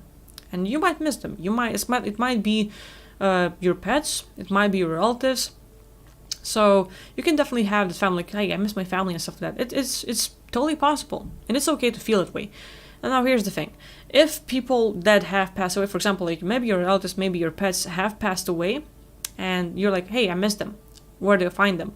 So you literally can sort of like think about like, okay, how did they look like? What's their energy like?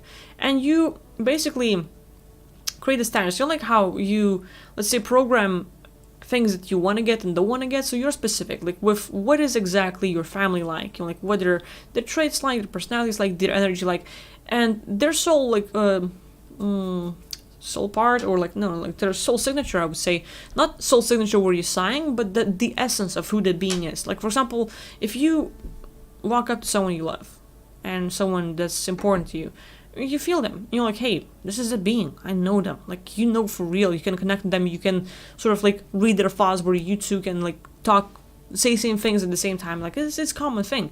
So with all that, I would say, hey, you program like who you want to see, like not like program, but like you're like, hey, you know who you want specifically, and you can teleport and find them. But at the same time, you can die, you're dead, and people you love, let's say your family, is still here on Earth. What do? Okay, so you miss them. You don't have to go to Earth. You don't have to reincarnate or like try to go and hang out with them. No, you simply like, okay, so this is what they're like. I'm gonna find other aspects of them. And literally, while they're here on Earth, you can go and see their other aspects, and it's gonna be the same being. Different looks, same being. And so you can have the conversations with like, hey, like I've seen you on Earth, and like you can help them out and make sure that the other part will sort of telepathically give them information on Earth and other things. But you can definitely see people you love, animals and everything else. So if you feel that sort of like you miss them and stuff like that, you can definitely connect. No worries about that. So you have all the freedom.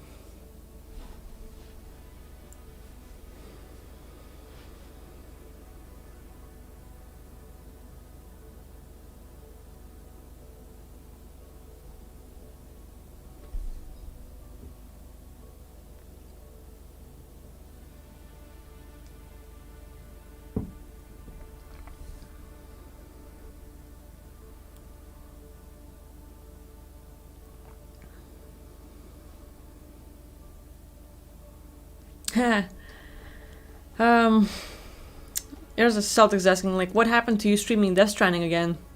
Yeah, so like, there's one PS4, and Richard and I, we were like loading up new games, and while I went to get some tea and stuff, he deleted my save, so like that save is no longer there.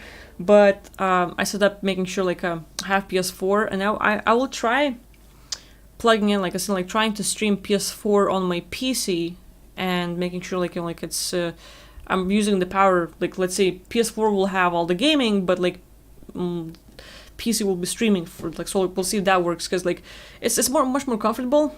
So that's something to try out. But like I have the Death Stranding installed and ready to go. So one of these days, maybe like I'll change it up. Like I want to change up my routine, like evenings, just be more productive, do more things. So we'll see.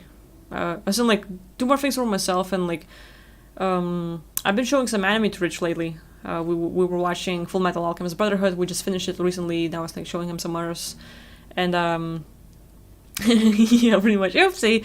But like with him doing his own stuff, I want to make sure like, you know, he has been taken care of, and like, you know, making sure like he has all needs satisfied. I can do my own stuff. So like I don't want to leave him out. Like I feel like, you know, like since we're there in the same building, like kind of weird doing myself by now. Like you can do your own stuff all day long, and like basically we see each other like a few times a day. Cool. But you know, so there's that. But yeah, like if I'm glad you are interested in me playing Death Stranding, because like I've been definitely thinking about it. I wanna play. So we can definitely do that.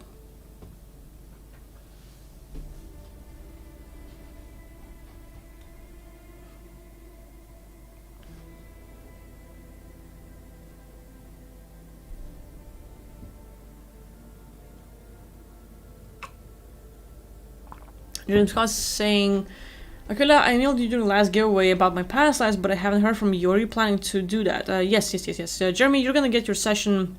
It's on the list. If anything, write me an email again so that I would have you in my lists, and I'll definitely get to you. It's all good.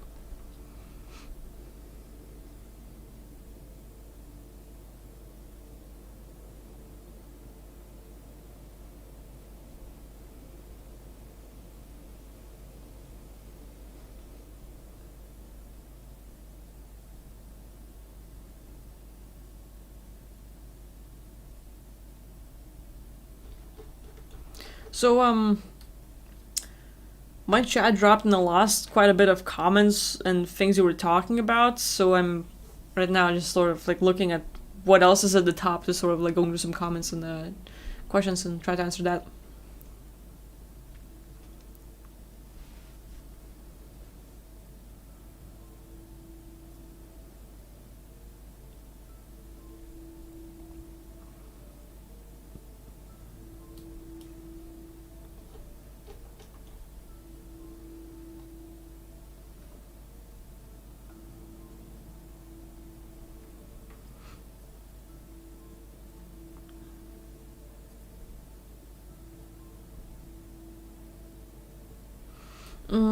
Theo is asking how close am I to your session.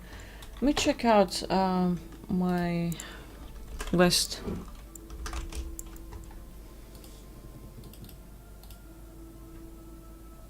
Wait. There we go. So, yeah.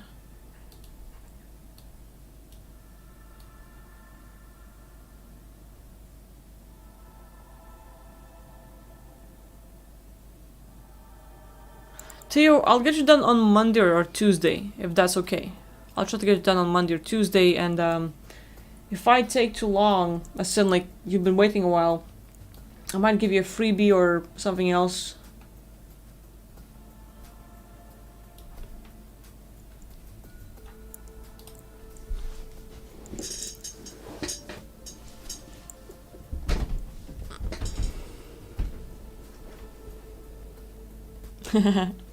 Raven started saying Death Stranding, also known as Norman Reedus and his amazing fetus. There we go.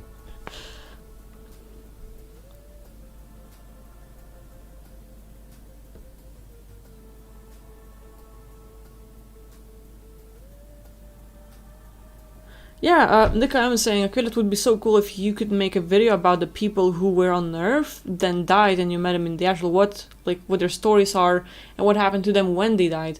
Yeah, it's a really good idea. I think like sometime in the past, like probably in one of my first videos, I did mention it, but just a little bit, not too much. I think like when I was talking about like a suicide at Taboo, I was like sort of like rewatching that video a little bit like a few days ago, and I mentioned a few parts. So.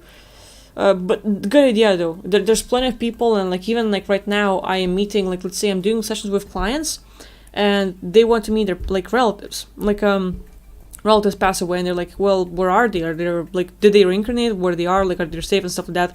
So I'm going to check, and you know, I end up talking to them, like, you know, like, hey, what happened when you died? What was your experience like? And then just finding out the whole story, and like, you would be surprised how many people who are unaware about what's going on, who are unaware about reptilians and archons and other beings, simply leave and they wake up in a whole new place, in the fourth dimension or somewhere far away, and they're freaking happy. They're like, oh yeah, like I just got my memories back, and they're good. And they're not worried. So like, I'm surprised how many people I work with, their relatives don't see the light, don't see archons or anything else. They just like wake up in a different place, like boom, free. And all of a sudden their worst concerns, like, you know, they realize like, wow, feels so much better out there. I feel alive. And some of them are like really happy. Like so like they're like fuck kids. I'm so freaking happy out there, like bye. It's like sometimes it's funny to see that transition, but it happens. Like, you know, like it's weird to tell that stuff to client, like, yeah, your mom really doesn't miss you. She's really happy doing her own stuff. And, you know, like you see the client like really suffering and going through the loss. It's the thing, like, you know, like so there's that. But it's cool to actually see people have those good transitions.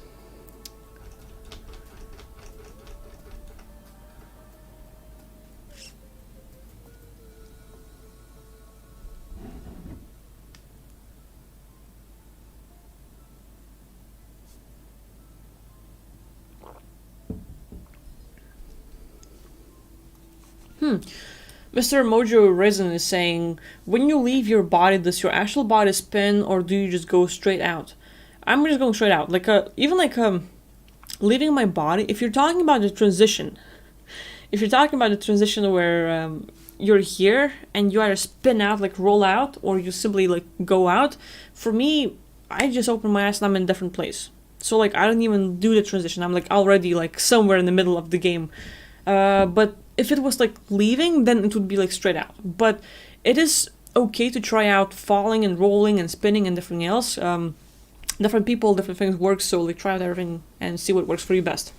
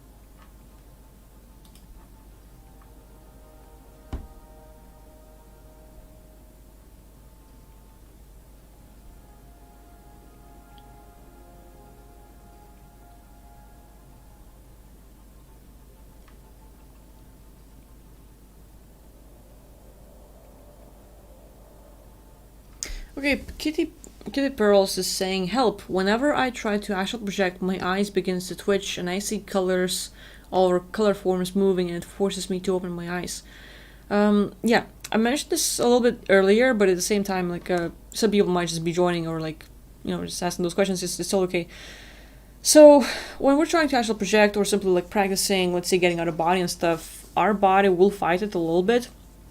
Our body will fight us with twitching and tickling and feeling like it's itching right there. You have to scratch everything, like it's a thing. So one of the things is really like trying to be patient and trying to confront it. You might see the colors move. Try to confront the colors.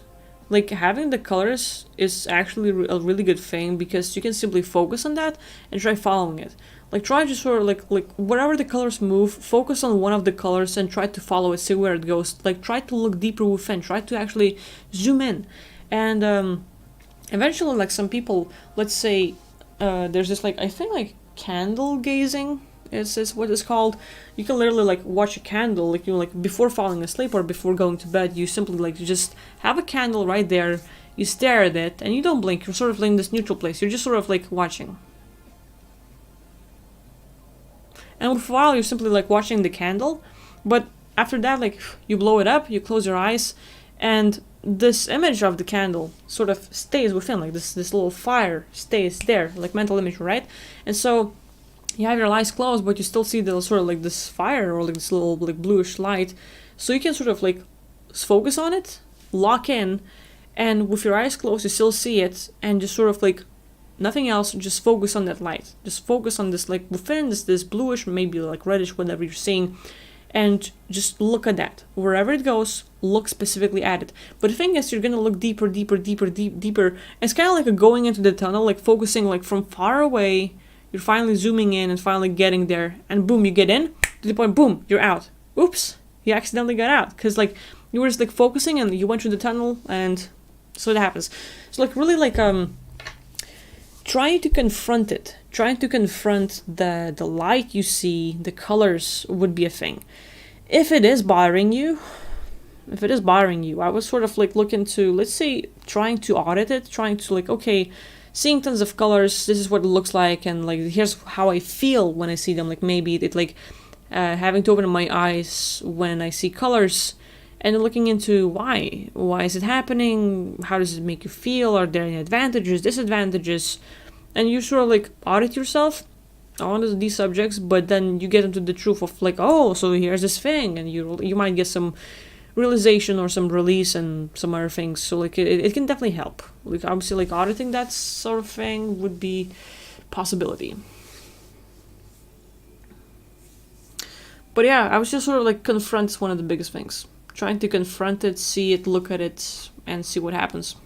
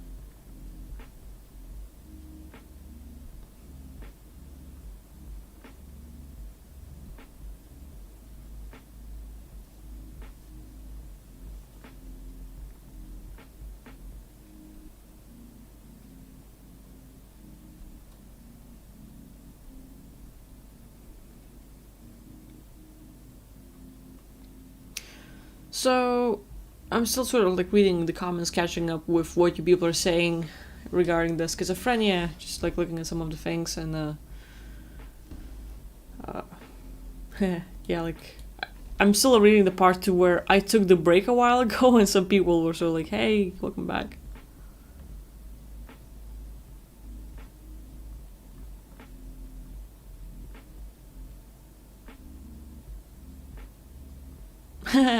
Eddie Dude is saying, Akira, has anyone told you look like some actress from the Game of Thrones? No, not really. I guess that's a good thing. I can go acting now.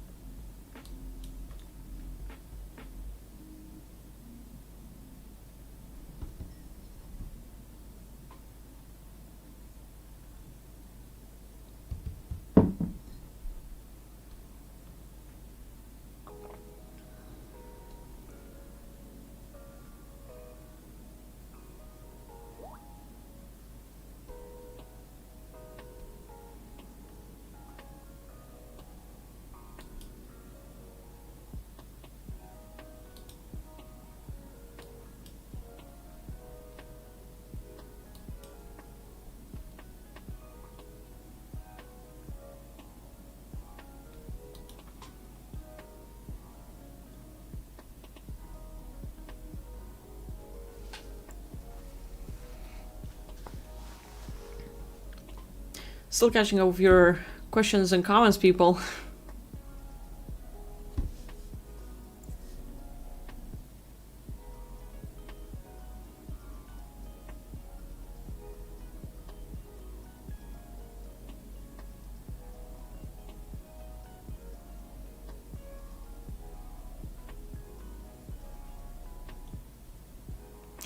Here's an interesting, like, Raven was talking about PS5 and Oculus 2, and it's interesting to see different kind of perspectives. Like, for example, like Raven saying like he likes to watch playthroughs on YouTube, but he's not good at video games, and like never consider that.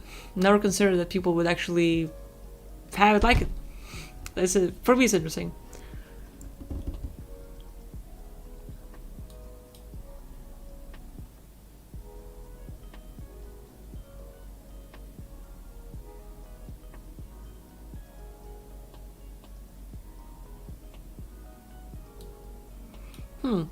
So Gio Joabia is saying, Aquila, more about knowing. Would you say that for people who are at building something big, would it be better to talk in writing? To talk in writing? Or does writing versus talking makes any difference? I think it really depends from different people. Like, there can be two people with big goals and they want to do something big, they want to build something big, and one will be a talker, one will be a writer. And it's okay. It's like, it eventually comes into knowing yourself and knowing who you are. And some people, like, when I started, I thought that I'm much more of a writer than a talker. Like, for me, public speaking, making YouTube videos was like, I would write a script and I would have word to word with how would things go and what I'm gonna say, and like, hey, it's all good and it's gonna go like that. And I thought that this is the way. And people I talked to them, they're like, no, I never have a script. Why would you? And I'm like, how is that possible? So like, little bit of practice, but like I think everyone finds themselves. So like it's really not about like the priorities or how big whatever they're doing. It's more like just like knowing yourself and just testing things out, like trying talking more, see how that works for you. Like doesn't work, like write it down. I feel like with writing you might have more time to reflect, and it's something where you can pause and re-say things and correct things at any point in time. When saying things, you say it and you can take it back, žodis nežvirblis, right? uh, uh, the guy that asked the question will know what it means, but basically like the word is not like a bird, it's gonna, you say it and it's out there, you're not gonna get it back. Like so, like with writing you have full control with stopping and editing and re-saying it, and just it's good, it's really good. So really like whichever way is best for you. It's I wouldn't like say like it's about people who are building something big. It's just different personalities, different traits. So it's all good. Like either writing, talking, both are okay.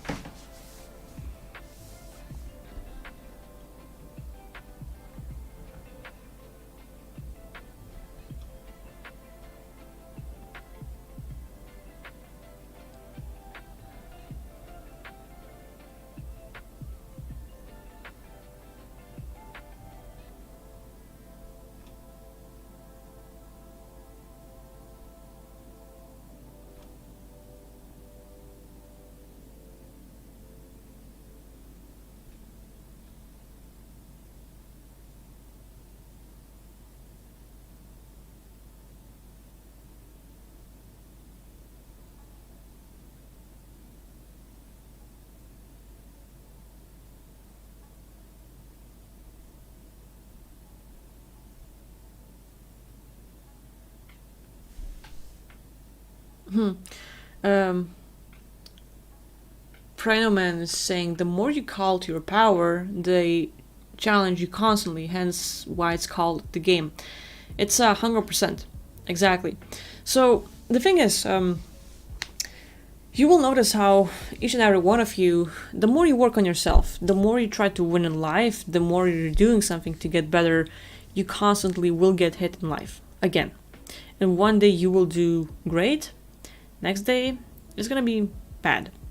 And one day you're gonna go all the way up where you're skyrocketing, where life is great, where you're passionate and everything's cool. And next day, and you're like, how do I handle today? So like it happens, it's common, and it's not something to be.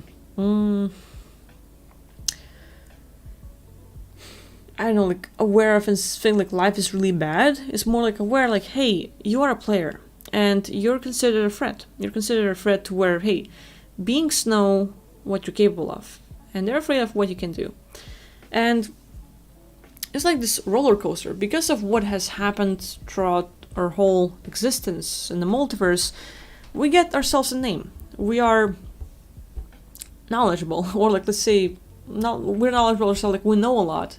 And then beings go after us because they know our capabilities. Like because of this whole war over here in the multiverse, and your role is like you are the being that can go out there and change everything. You're the being that can, like, you have so much power. You have so much. And when you go out, you literally can, with your own thoughts, with your imagination, change absolutely everything. Knowing that, they will make sure that you can grow in life. That while you're fighting every single day to get better, to do better, to learn, to feel good, to have a better life, they will make it harder for you. They will make it harder where one day you're happy, next day either it's yourself, either it's people around you or the environment or something else. It's gonna happen where you get hit, where things happen and it's just messing you up and you might not feel good. So don't dwell on it. Don't think like you're not growing, like you're stuck, you're not moving anywhere. No, it's okay. It's okay, and it's just this game, this fight for yourself. It's a constant thing.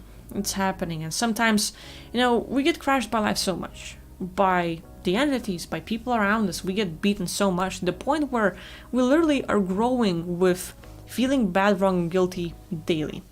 We're growing to the point where we're so messed up, like so much.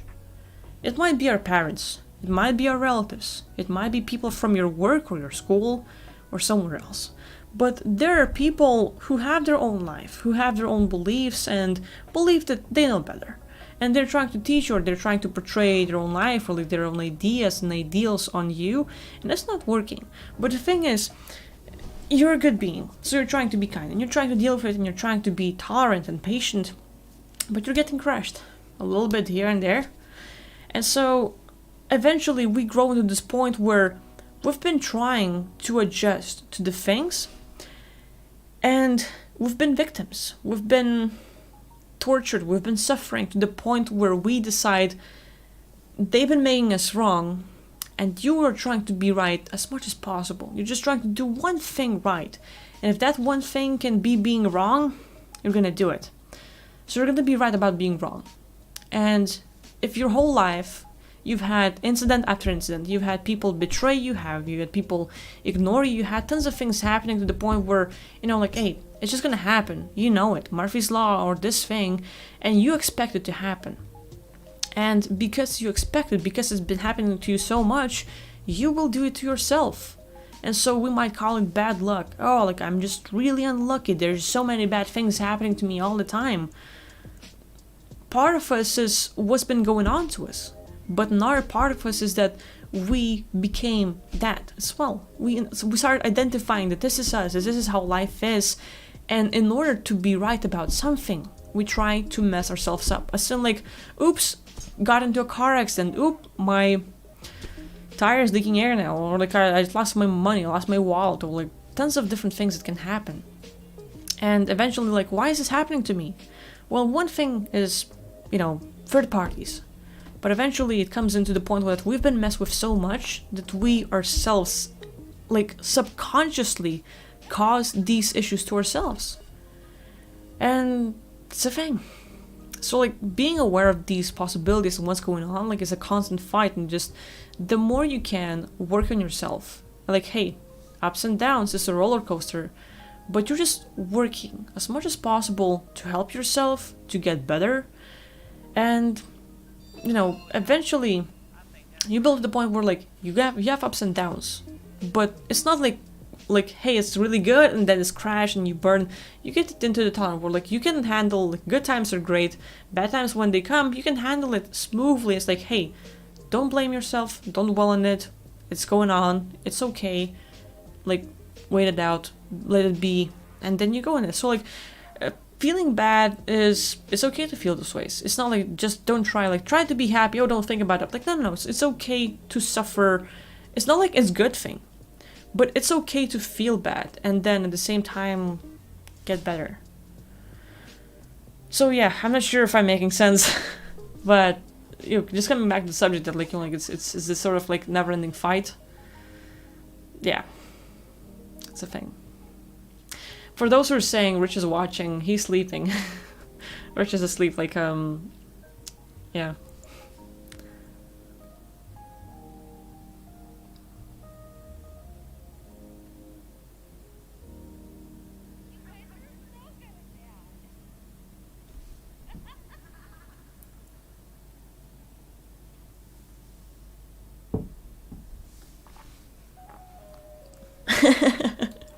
Kozak is saying, every generation has a legend.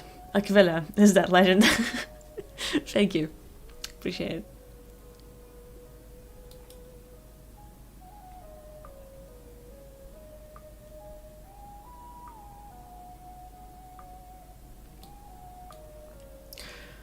Kitty Pearls is asking, like, how do you find out why you're here? I think the best way is to explore life as much as possible. The thing is, we think that like most of us come here with this great purpose of doing something, and we feel like, oh, I have this greatness and I'm gonna do this thing when I get here. But just because you decided something long time ago and you come here, you don't have to do that anymore. If you decided you're gonna save humanity and you come here and you're just like, it's worse than I thought, it's not happening, I better save myself and get the fuck out of here. It's okay. It's okay to change your mind. It's okay to change your mind and quit at any point in time. Just because maybe you had this great goal of helping humanity, of sharing information, of doing something else when you come here on Earth, doesn't mean that you have to do it. Hey, you might have like, I'm gonna go to the mall today.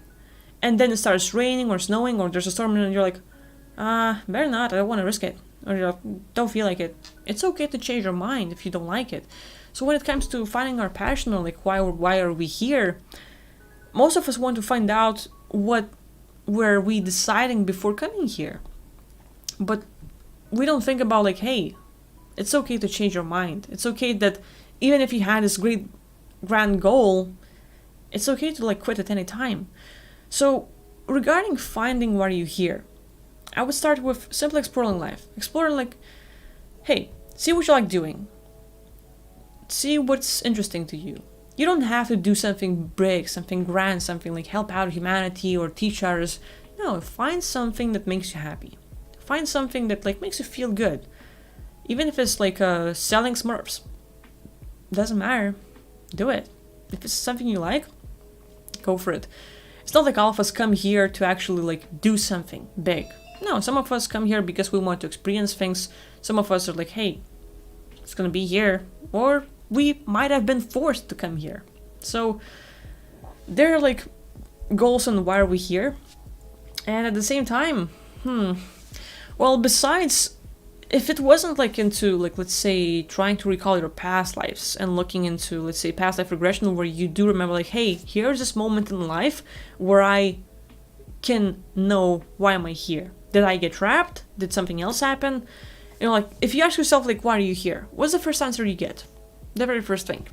Don't think logically about it, like, why am I here? The very first thing that comes to your mind might be a thing. But other than that,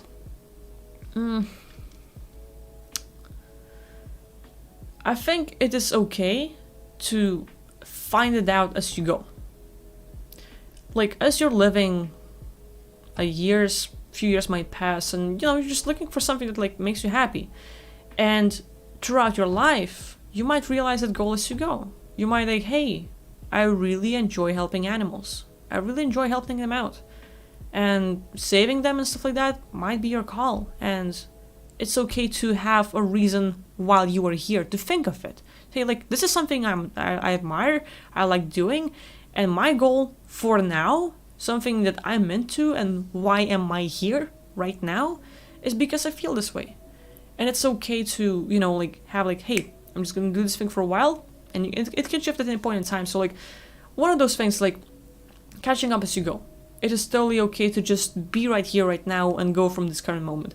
Because whatever we have thought of before coming here, most people will have a really hard time getting there. As in, like, why are we here, and what was the first decision before we even came here on Earth?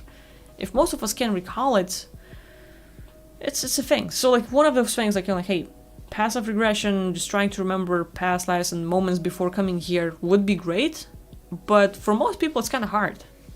So, like, it's one of those things, like, hey, just as you go, check out with life, see what you like, see what you don't, find those purposes. So, like, exploring life would be like more of a, I don't know, like, material explanation, as in, like, closer to what every person's life, just as you go, like, decide there. I'm not sure if that's a good answer. Like, it's just probably far from what you expected and stuff, but quick and dirty, I guess.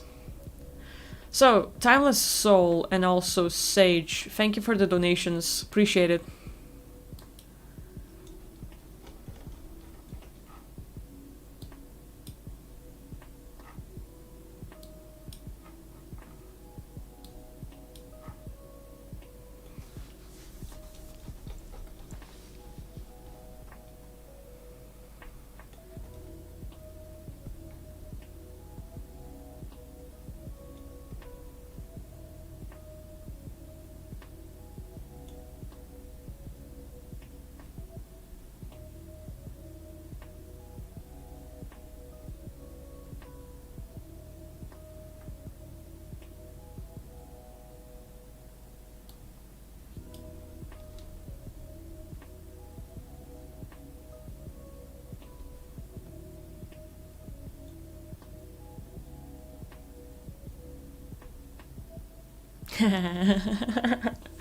This is a good one. So Yuri is saying, what if Earth was already destroyed and the Matrix is just the way for our species to cope? There we go. That's a good one.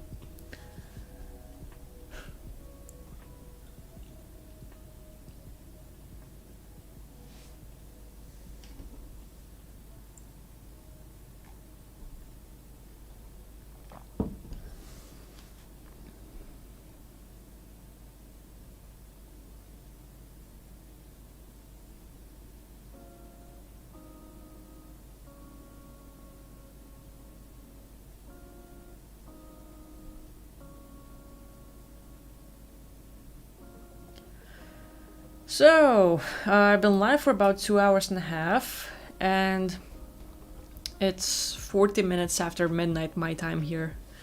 So I should probably get some rest.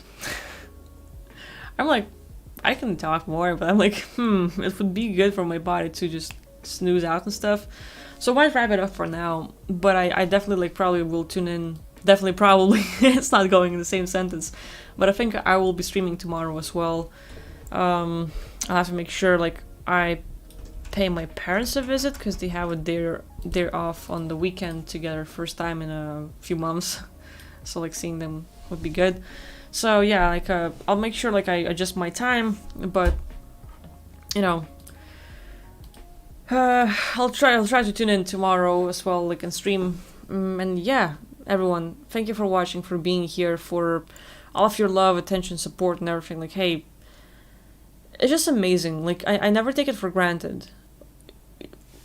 You know, like it's a little bit of continuation story, but like when I just met Rich and I started talking to him 8 years ago, and we would just when we sort of like talked online, he had only 2,000 like people.